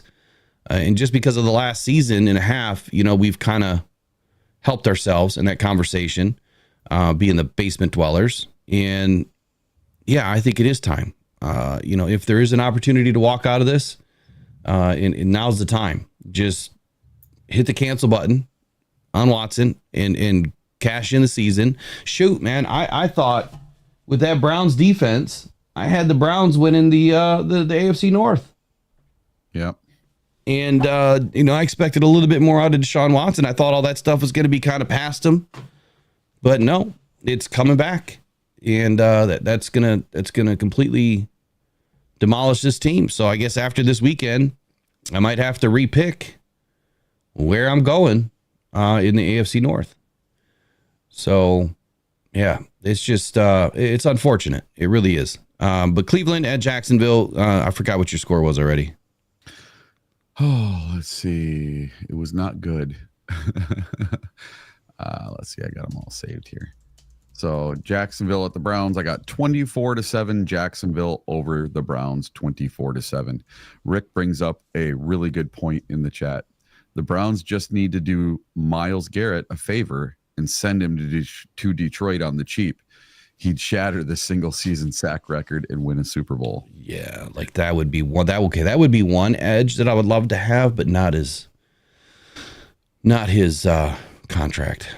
No, that would be a big problem for us. I didn't find any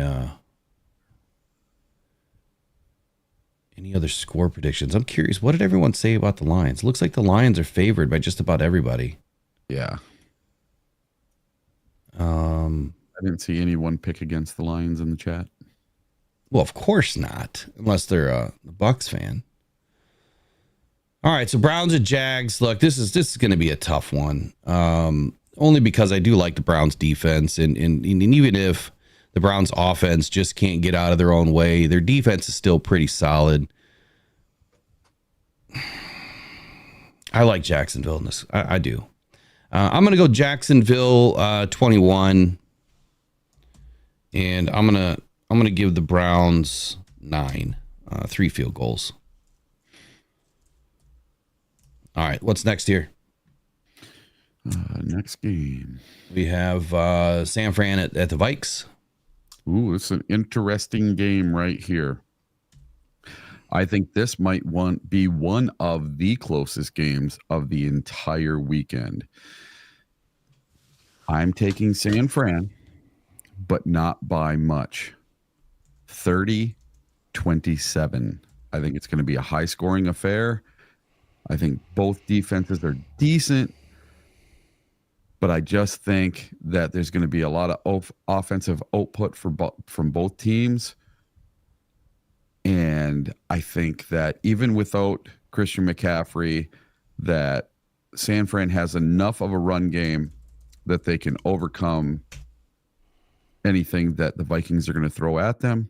So I think it's going to be San Fran 30, Minnesota Vikings 27. All right, so just because people talking about it in the chat now, Myles Garrett, this is not my take, but if Myles Garrett were to come to the Detroit Lions, you guys asked, so I'm going to give it to you. Here's his contract right now, which is not terrible. I mean, it's not terrible. In 2024, his cap hit is 20.1. In 25, 19.7. In 26, 20.3. He's got a void year in 27, 28, 29, and 30. All in, I think he's got about 56-ish million guaranteed on this deal over the next 3 seasons. So you guys are not going to like this. You trade a Lee McNeil for Myles Garrett. That's how you get it done. That would really tick off a Lee McNeil. And then I love Lee McNeil. But that's what they would probably want in return. They would want a young defensive lineman that has high upside and on his second contract, where it could still be affordable depending on, if you were to do it now. Could it happen? Sure. Would I want that to happen? Not that way. Otherwise, you're going to be giving up a draft pick. You're going to be giving up a first round and probably a third rounder to bring Garrett in, and then still have to pay him $20 million a year, which means you're not going to get Aiden Dunn next year. He's going to have to play out his rookie deal and get onto his 5th year option. I mean, you could probably still finagle it. You might be able to rework Garrett's contract. Ali McNeil is going to have to take a hometown discount to stay, because with that defensive line for the next 3 or 4, Lions win 3-4 Super Bowls in a row. You want to talk about a three-peat? There could be a real potential there. Garrett is the only one that I would pay for. He's the only one, but he's kind of getting up there in age too, right? I mean, how old is he right now? He's got to be, he's 28. He'll be 29 this year. So he still has a few good years left, but you want to talk about a game changer. Oh, goodness. What do you think, Eric? I hate all the trade rumor talk. To me, it's a bunch of hullabaloo BS, right? It woulda, coulda, shoulda, oh God. Yeah. To me, just it's too far-fetched. It's too much fantasy. It's like fantasy football. You got to separate fantasy football from real football. Not too many times does the best defensive player or one of the best defensive players in the league get traded mid-season. It just doesn't happen. Come on, people. Oh, it happens. It happens. It just doesn't happen often But if the Browns start tanking, they are going to want to offload some contracts. Yeah. Because they're going to have to somehow make up this Deshaun Watson deal, which they've been trying to make up. And Garrett is the next highest contract they have, I believe, on their roster, at least in the top 3 or 4. So they're going to want to offload some contracts and then reset, because Watson's going to cost them some money unless the NFL lets them out of that contract, with that personal conduct rule, the same thing that the Lions are doing with Cam Sutton. So not to get too far off track here, but yeah, it's an interesting conversation because if Garrett would want to go anywhere, I could imagine that the Lions would be a landing spot. I don't know that the 49ers can afford him. I don't know what their cap is right now, but that would also be an option. And you just got to look around the league. He'd probably love to go to the Chiefs. I don't know if the Chiefs can afford him right now, but I would say that he would probably want to go to one of the top 4 teams, and the Lions would be in that conversation. Yeah. Now, am I opposed to a trade? Hell no. I would love to have Myles Garrett on my team. Who wouldn't, right? But I think it's fantasy. Every year, Lions fans, we get closer to the trade deadline, and everybody wants, who did we want last year? They were talking about Bosa. Everybody. They were talking about Chase and, the Sweat and all these other guys. Garrett. Yeah, and Garrett and everybody. And they just didn't come, and everybody gets so upset when we get past the trade deadline. And Hunter. And all we did was trade for DPJ. Right. Well, he did say that, according to sources, right, that Danielle Hunter was in the conversation at the trade deadline. It just didn't happen. They were trying. Yeah. He didn't want to come here. He wanted to go back to Texas. He's from Houston. He wanted to go down there and live. So I'm going to take a wild one here with the San Francisco and Vikings pick. I've got to differentiate. You took the Vikings, or you took the 49ers. What was your score again? 30-27. So in a close one, because this is 49ers favored by 5. So, it's not a huge spread. It's a pretty big spread. The over-under is 4.5. The fact that the Vikes are not even getting any home field. So, if you add the home field advantage to that, that's a 7.5 spread when you really think about it, because every home team usually gets 3 points. Yeah. And we've seen what Sam Darnold's able to do. They are at home. I'm going to flip it. I think the Vikings are going to go 2-0. And I think this could be a defensive showing. This is a really, really tough defense. Hold on a second.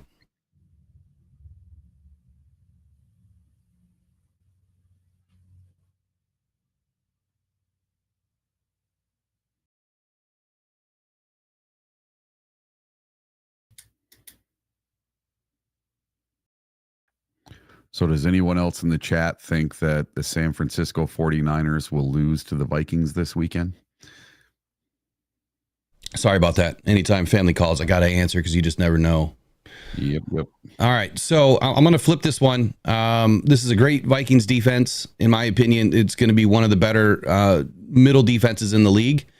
They didn't suffer a ton of injuries this weekend. They're fairly healthy. I think the 49ers, they had a good opening week, but not in week 2. I hate to see the Vikings take a game here, especially against the 49ers, but I'm rolling it, and I'm going to go 24-17. Nope. 24-21. Okay. That's my score. So if you remember back to last year, who did the Vikings beat at home?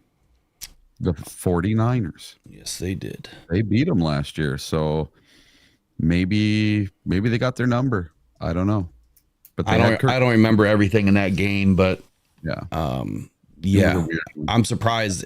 Was that late in the season, right? Was that one of the last games of the year? No, that was when that's when San Fran went on that 3-game losing streak. Okay. It was kind of mid-season. All right, so next up we have Seattle and the Patriots. Seattle and the Patriots. So I think I took a weird thing on this one. Seattle and the Patriots. It looks like Tracy's agreeing with me here. So I got one. one person to step up for Will. All right. So Patriots and the Seahawks. The Patriots, their defense came to play last weekend, and they put it. They took the Bengals to the woodshed. They creamed them. Nobody. The Bengals are not the team that people think they are, though. Well, no, and I don't think the Patriots are the team that people think they are either. And I have a deep hatred for the Seahawks. So maybe this is the Lions fan in me, whatever. But I'm still taking the Seahawks 17-14 in a close one. There's going to be some close games, I think, this weekend. I don't think there's going to be as many large point differentials on the games this weekend. It's going to be a lot of close games. So I'm taking the Seahawks 17, the Patriots 14. Say it again. What was your score? Seattle 17 and the Patriots 14. So Seattle pulls out a squeaker. All right. I definitely have Seattle winning this game. Patriots are 1-4 in the red zone last week. The Seattle defense is legit. And I mean, I know it's week one, so there's a lot of frauds out there in week one. There's a lot of teams that are winning that shouldn't be winning. And those things kind of settle itself. By week 4, you kind of have first quarter's done. You really know who's who at that point. You've kind of seen it all. And by then you've got a full install of every offense and defense. The playbooks are opened up. Your injuries are what they are usually by that point. And then you're just trying to mitigate injuries and keep guys on the field. So I don't think that this is a bold prediction by any means. But I think the Seattle Seahawks definitely have the Patriots number. I think they've won like the last 3 or 4 games versus the Patriots. The Patriots, they have a lot of holes on this team. I don't know how they won last week, but I mean, the Bengals are just they're not ready. Like they're missing Reader, right? Joe Burrow's barely back. There's some talk about his wrist not being okay. I think that Seattle wins this game. And even though it is away at the Patriots, what's the line on this one?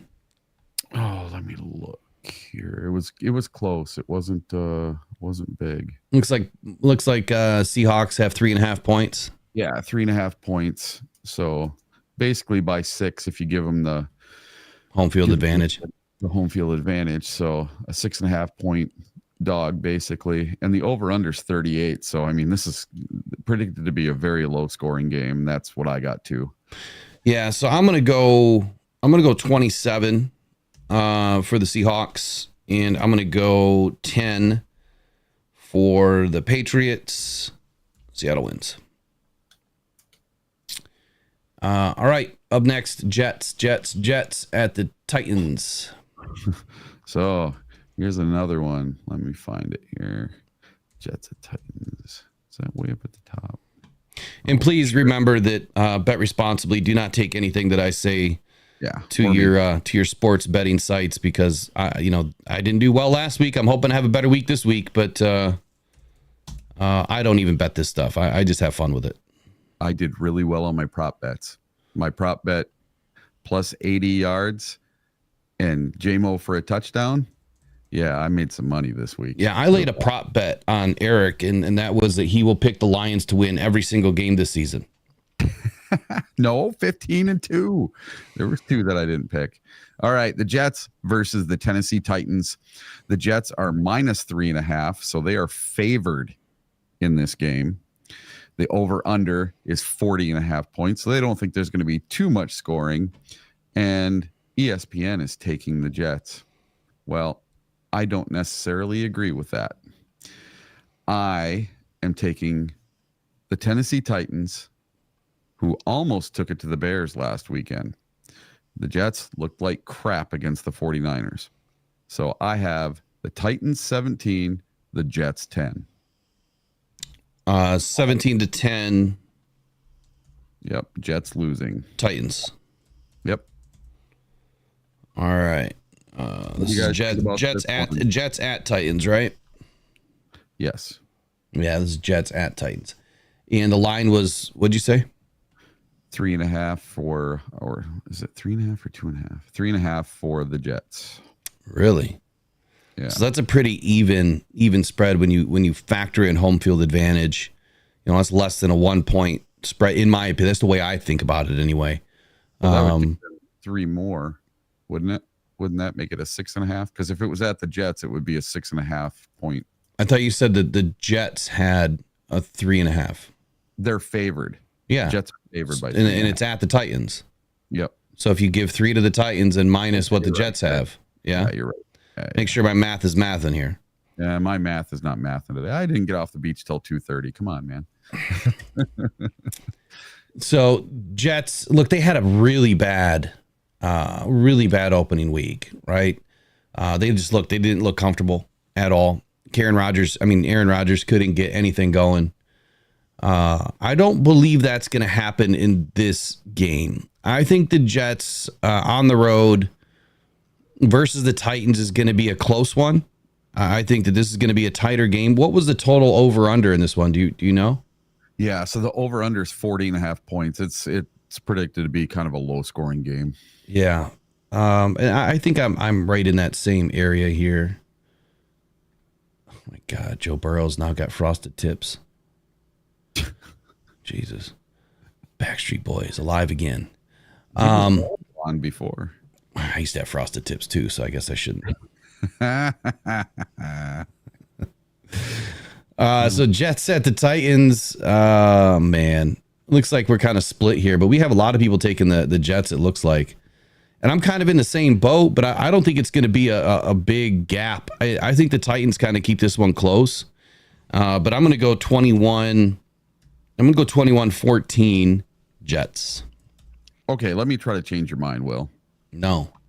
The Jets were supposed to have this amazing defense, right? And Yeah. Robert Saleh is this defensive-minded head coach, and he should have the best defense in the world, right? He was the defensive coordinator for the San Francisco Giants. The San Francisco 49ers. So who should know their offense better than anyone? Should be Robert Saleh, right? Well, after Monday night. But he's been out of the 49ers, though, for like 4 seasons. Still, he should know what that offense has to bring. He knows those players. He knows that team. I wouldn't agree with that because it's a totally different team. This is my hot take on it. Listen, Robert Saleh is going to be the first coach fired this year. Week 1, remember, a lot of overreactions in week 1. Well, a lot. I said it in the beginning of the year before the season even started. Robert Saleh is going to be the first coach on the hot seat. I mean, I wouldn't say that that's out of the realm of possibility at all. I just feel like week 1, you have a lot of knee-jerk reaction, overreaction. You've got, like I said, frauds. The Titans are frauds right now. They should, the whole season, off season, everyone said the Titans wouldn't win a game. And any team that they went up against, they were going to lose. I mean, in every predicting, site or show or whatever I listened to, the Titans never won a game. They couldn't even beat themselves. That's what you kept hearing. I think that you have a big X factor here in Sauce Gardner, right? I mean, he didn't even allow a reception last week. And he got a sack, I think. So for that reason, even though you're on the road, I think Sauce is going to have a great game. This isn't the 49ers, right? They don't have, multiple sets with multiple different guys that they can get the ball to.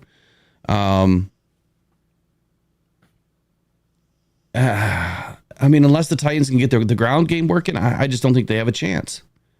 I really don't. I think that Aaron Rodgers, he gets off the schneid, right? He gets a win this week. Absolutely. 21-14, Jets. Boo. It's all right. We'll agree to disagree. I can never root for Aaron Rodgers ever either, just so everybody knows. Well, got to separate it, at some point. All right, we got the Giants and the Commanders. Ooh, God, what a barn burner.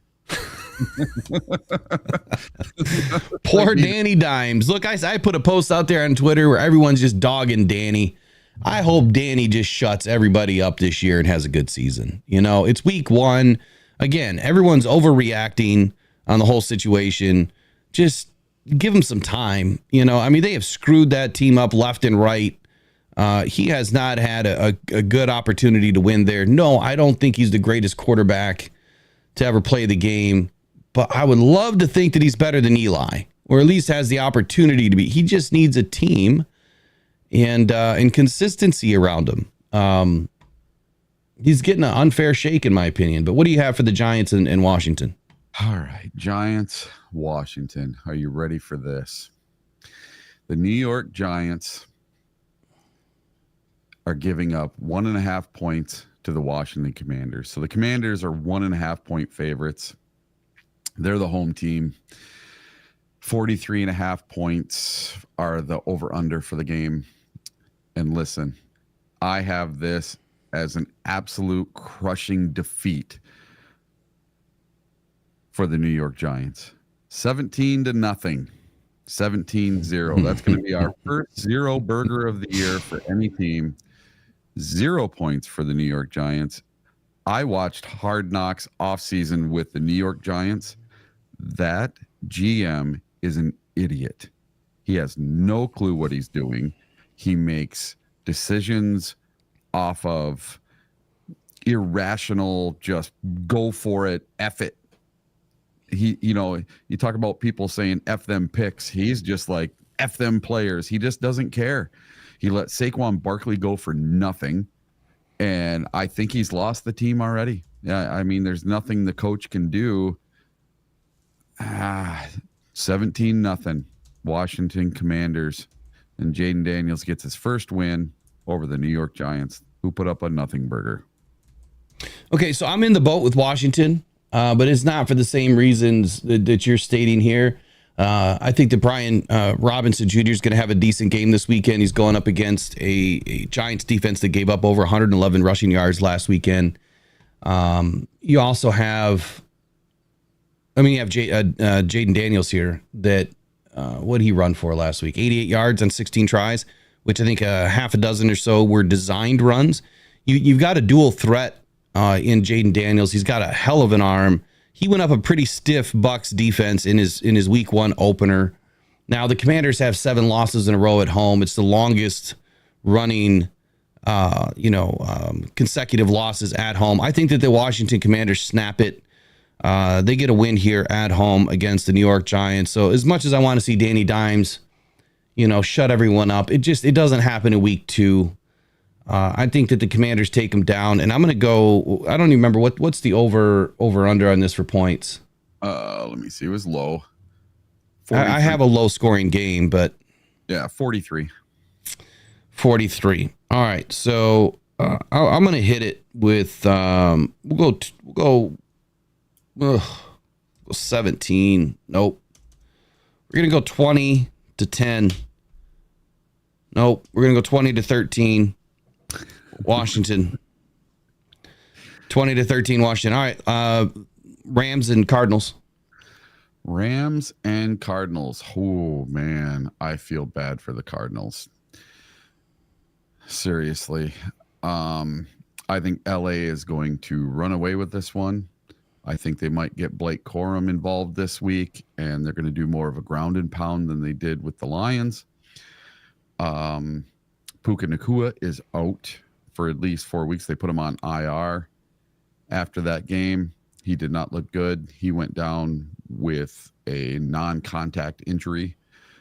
He caught the ball, went down, slid down, didn't look good. So he's out for a little bit.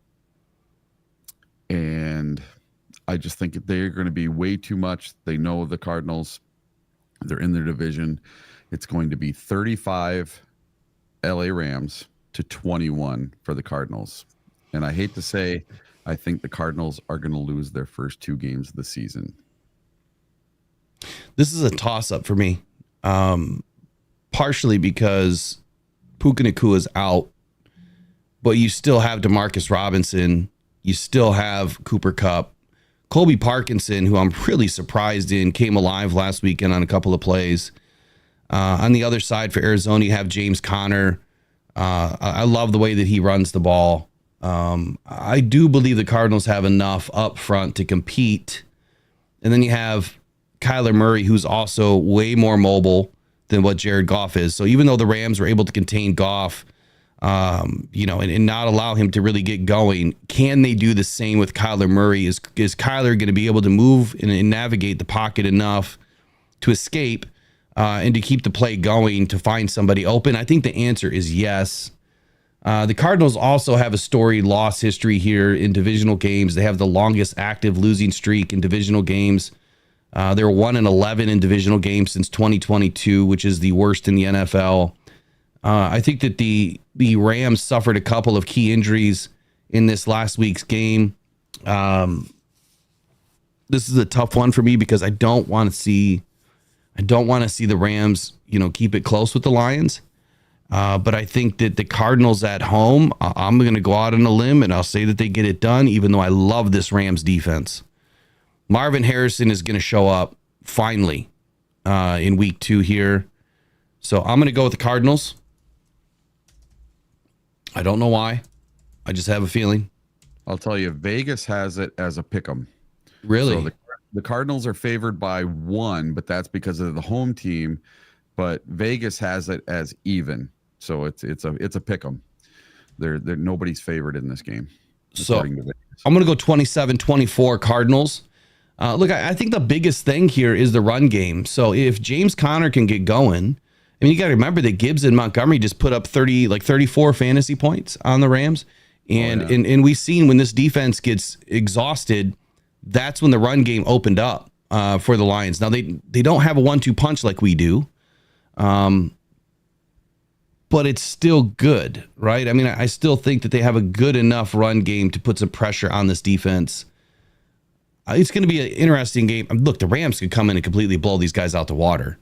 But I'm going to stick to my guns here. What was your score? Oh, it was, let me get back to it.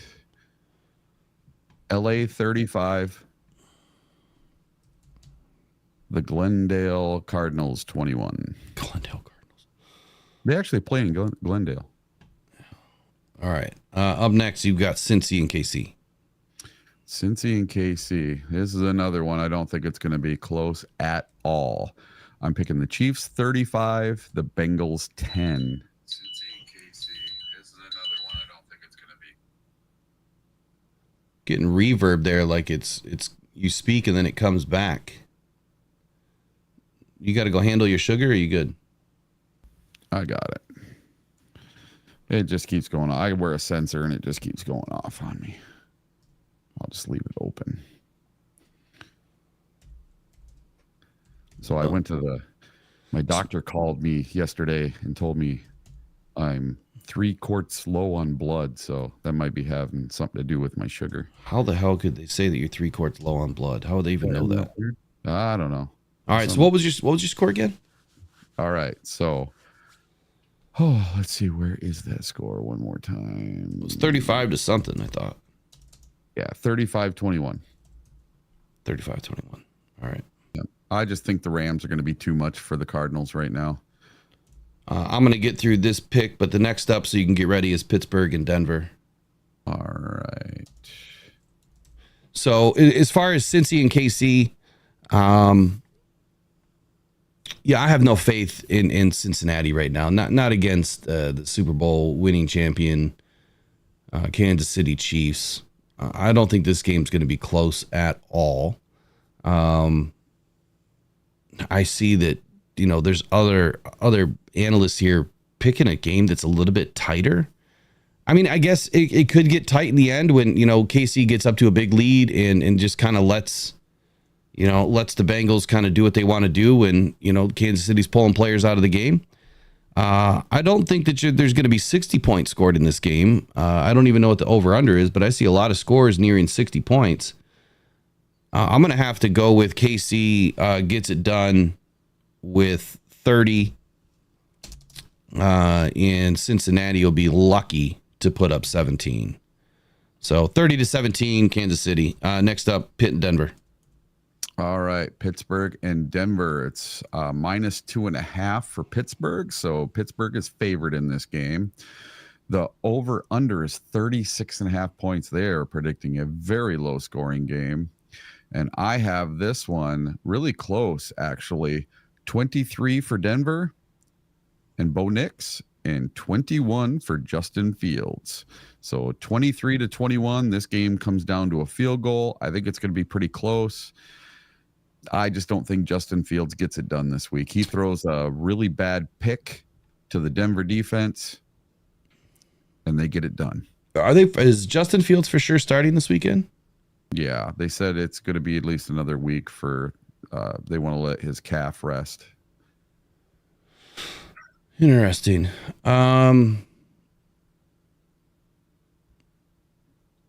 Okay, so yeah, Wilson's still working back from an aggravated calf injury. Justin Fields looks like he's going to be making the start. Bo Nix dropped back 49 times in the opener. That's nuts. Yeah, obviously, you know, we talked about it this morning. You put your quarterback in that position, he's going to make mistakes. He was sacked and intercepted twice. I mean, so, you know, what I said this morning kind of works, right? You start throwing the ball, you know, over 30 times, you're going to throw an interception. You throw it, you know, between 40 and 50, you're probably going to throw 3 or more. He was lucky he only threw two, and got sacked twice. Bo Nix is a good quarterback. I think that he can have a bounce back week. Pittsburgh's defense is tough. They always are tough. If Pittsburgh can get Najee Harris rolling, it could be a tougher day for the Broncos. But I'm going to roll it. It's at Denver. It's Mile High Stadium. It's not an easy place to play. I'm going to keep it a low-scoring affair, though. I'm going to go... real low-scoring. We'll go 14. We're going to go 14-10. Denver. That might be my lowest score of the year so far. All right, Chicago and Houston. Chicago-Houston. So the Texans are favored by 6. And the total over-under is 45.5. They believe in both of these defenses. I believe in one. I don't believe in the other. Listen. I'm listening. I don't think that Caleb Williams is going to have a touchdown for the second week in a row. And I don't think he's going to throw for 100 yards for the second week in a row. I think that the Texans defense is going to feast this week. It's not even going to be close. This is my biggest blowout game of the week. I'm sorry, Broski Bear. I am not taking your Bears.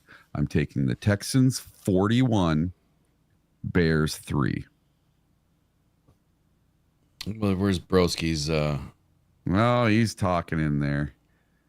He knew we were getting close. Says he's getting more confident about the Bears-Texans games as it gets near. What, that it's going to be good weather in Houston? Yeah, I'm confident about the weather in Houston. I think it'd be a nice game. Yeah. Chicago and Houston. So here's your storylines: the strength versus the strength, right? Sunday Night Football. It's going to be a big game. Houston has a trio of wide receivers against the Bears secondary. Nico Collins led the Texans with 6 catches for 117 yards last weekend against the Colts. While Stephen Diggs for Houston, his debut saw him settle in as C.J. Stroud's outlet on underneath throws. He had 6 targets, all under 10 air yards, 33 yards, and 2 TDs on the day, though. Chicago's corners, Tyreek Stevenson, man, he's a dog. I love Tyreek Stevenson. And Jalen Johnson came away with a pair of INTs on the day. And Stevenson had a 43-yard pick 6, which, I mean, I think anybody would have taken that one back. It was a terrible throw.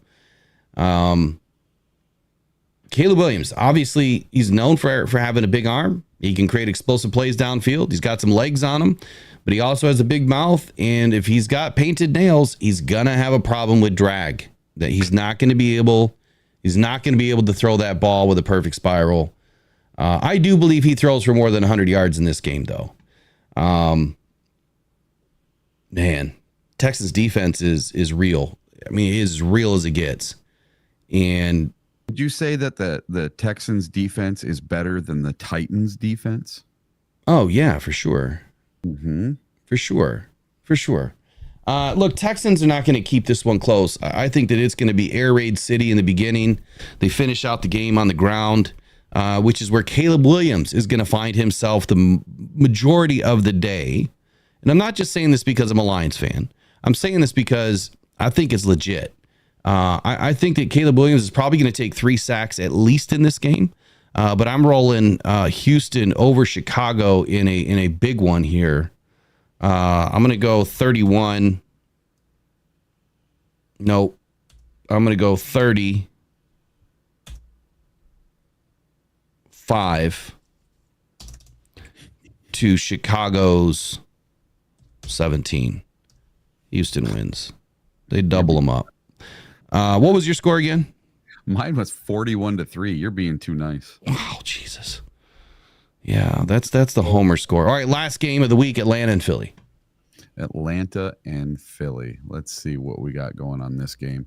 So this is a 6.5-point dog for the Atlanta Falcons. Philadelphia Eagles are going to come in. They're going to take this one. I have Philly winning this game 13-10. It's going to be closer than people think. I think Atlanta's a little better than what they showed last week. And I just think that Jalen Hurts likes to throw a lot of footballs to the opposing team, and he likes to put the ball on the ground a lot.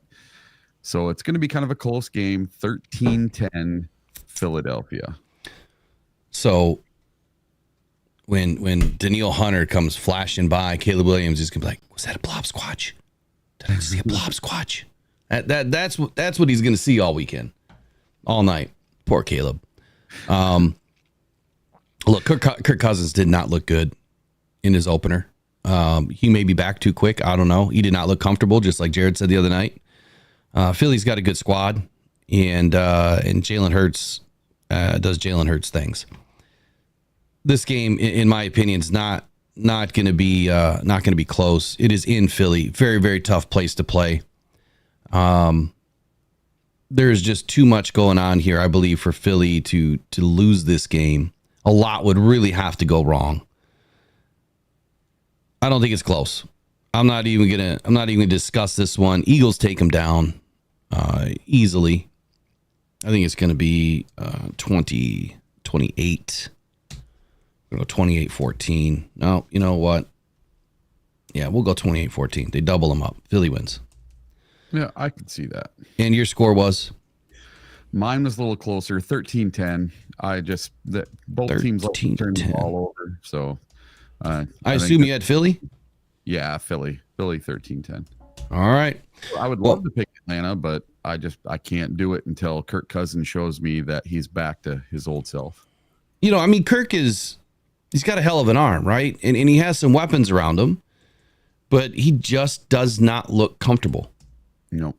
Right? To take the words out of Jared's mouth, he just did not look comfortable. Yeah. I've got these scores written down this time here on the spreadsheet, so they'll be locked in,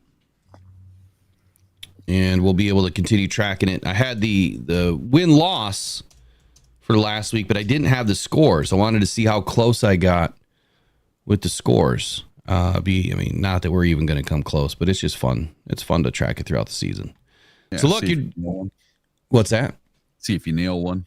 Yeah. I mean, I'm sure I'll get a few. I always get a few right. The goal is, where am I at by the end of the year? Was my percentage over 80? Am I competing with some of the best out there? I'm just trying to have fun with it. But I just want to see how close I get, watching these games, analyzing the games, and just, see if you can trust yourself a little bit. Now, I don't bet this stuff because I just don't. I don't really want to burn money up like that. So you guys do what you want. If I start to pick them, hey, maybe you can use the information later, but that's not what I'm doing it for. Lions. We're going to finish with the Lions. I know it's about a quarter after 10 here. But we finished the roster out today. We talked about the injury report. Lions are looking fairly healthy, even though we've got a few players. The good news, DJ Reader's coming back. Kirby Joseph was upgraded. We'll find out about 4 p.m. today just where everybody is. I'm expecting everyone to play. Ifeatu Melifonwu is the only one that we really need to worry about at this point. DJ Reader changes this game. We're going to have interior pressure for the first time in a long time, which is going to free up Aleem McNeil. You heard Aleem the other day, man. He said when DJ's in, they are going to have to shade to double teams on him. He's going to eat up double teams, which is going to allow Aleem to get free. It's also going to allow our defensive ends to set the edge and wait. They won't have to wait long. You're going to be forcing Baker one side or the other. And at that point, you've either got a free fire DB, a free fired linebacker. Someone is going to get to Baker Mayfield this weekend. Terry and Arnold, he needs to continue to do what he did this last weekend, play aggressive, but keep his hands in his pockets, right? Get his head turned and come down with the interception. So we didn't really talk a lot about Lions plays of the game. I think the Lions come down with at least 2 interceptions in this game. I think that Baker is probably going to end up on his back 4 times in this game. So let me write those down. We got 2 INTs and 4 sacks on Baker. What are your plays of the game? For defense. For defense? Yeah. That Hutch forces a sack fumble. A sack fumble. You want to go that deep with it? Yes, and that we recover the ball. So I got 2 INTs and 4 sacks. I mean, do you have any predictions there on the sacks and INTs? Sack total, I would say 3. 3 overall, but one of them is going to be for a sack fumble that we recover the ball and we run it down, get it down to like the 4-yard line. So that would be mine. You really get granular with some of this stuff. Oh yeah. Why not? If you're gonna go big. And then interceptions, I'm gonna say we have at least 2 interceptions in this game. Our guys actually catch a few of them, but Baker's going to almost throw 3 or 4. Well, I hope he throws as many as we need. Offensive side of the ball, look, I think it's not going to be week 1 all over again. Offensive side of the ball, I really believe that Amon-Ra is going to show up in this game. Now, he could have bracketed coverage again, but if they do that, J-Mo's going to have to step up, and Sam Laporta is going to have to step up. The problem is the Bucs don't have the DB depth right now with Winfield, who's going to be out. They had 3 DBs go down with injury in this last weekend's game. Bryce Hall's done for the season. So they are depleted in the backfield. And, of course, Luke Goedeke, the right tackle, battling a concussion right now, more than likely won't be able to make it back by Sunday through protocol. I think that would be a really quick protocol, but we've seen it happen before. Because of that, because they're going to be lacking in DB depth and they're a little bit light with a rookie center, I think that this defensive front is going to cause a lot of problems. It's going to make Baker get the ball out quick, or at least attempt to get the ball out quick, or make bad decisions. I don't believe that the Tampa Bay Bucs are going to be able to run the ball, and I'm going to put this prediction out there too. So Tampa Bay, they are going to be under 65 yards combined rushing. Tampa Bay passing, they are going to be under 225 yards on the day.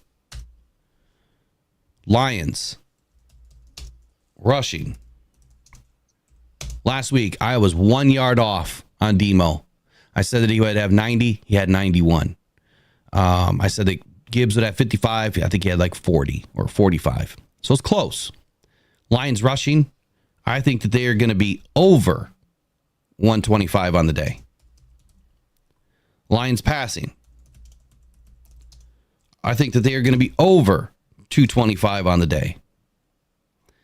As far as TDs, Jared Goff, he throws 2. We run 2. What was my score again? I was 31-20, and Jake Bates, field goal. So that's what you got. Run 2, pass 2, field goal. Those are my predictions for the game. Defense is going to eat. Home field advantage. I'll be there. Section 105 again. Rooting these guys on. Be there. Won't have a whole lot of time to meet up with a lot of people. We'll come on down to Shed 2 in Eastern Market. Shed 2, Eastern Market. Meet us down there. We'll be there early. Setting up for a quick tailgate with the Uperman's tailgate. There's a lot of people there. DJ. It's all going down. It's a good place. Come and support Hospice of Eastern Upper Peninsula and join us for a little bit of pregame fun. We'll see you guys on Sunday. Any final thoughts from you, Eric? I made a really cool bet this week on the Detroit Lions. And I'm not telling other people to do this, but this is what I did for this weekend, just so you guys can see that I did make this bet. So I did a $10 wager to win $54. And what I did was a 3-leg parlay with some of our Detroit Lions on offense in the passing game. I took Amon-Ra to have at least 80 yards, Sam Laporta to have at least 50 yards, and Jameson Williams to have at least 40 yards. And my $10 bet will pay me $54 if those 3 receivers hit those low goals. And last week, my prediction was Jameson Williams, 80 yards and a touchdown. And that's my same prediction for Amon-Ra St. Brown this week, except for I'm going to say Amon-Ra St. Brown not only gets a touchdown and plus 80 yards, I'm going to say he gets the first touchdown of the entire game. He's going to be the first touchdown scorer of the game this week. All right. Those are tough ones, man. Yep, it's very tough to do. Those are really tough. First touchdown scorer pays really well for a reason, because it's hard to predict who's going to get it.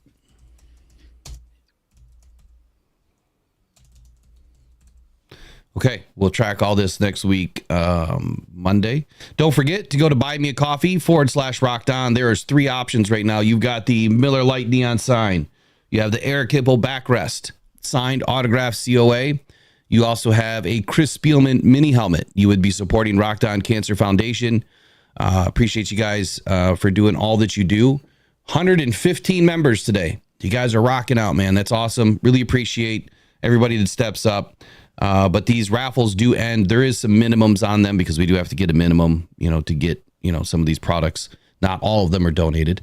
So hook it up. Go to buymeacoffee.com/rockedon. Share it with a friend. If you don't want to donate, that's fine. Just join, spread the news here with the channel, and share it with a friend.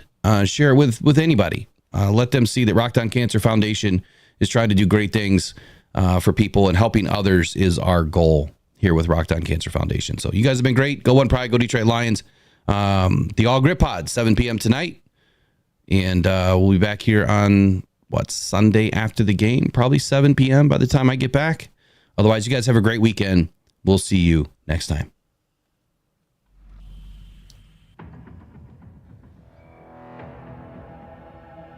Adam Schefter at ESPN says there's 275,000 people. Well, that was some party in downtown Detroit. 775,000 people, shattering the NFL draft attendance record.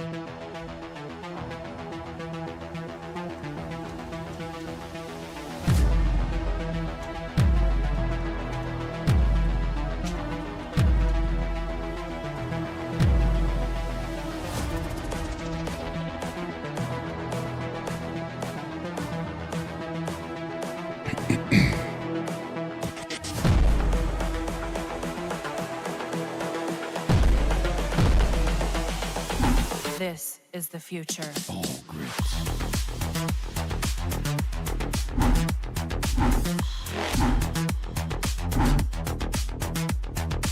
Evolution.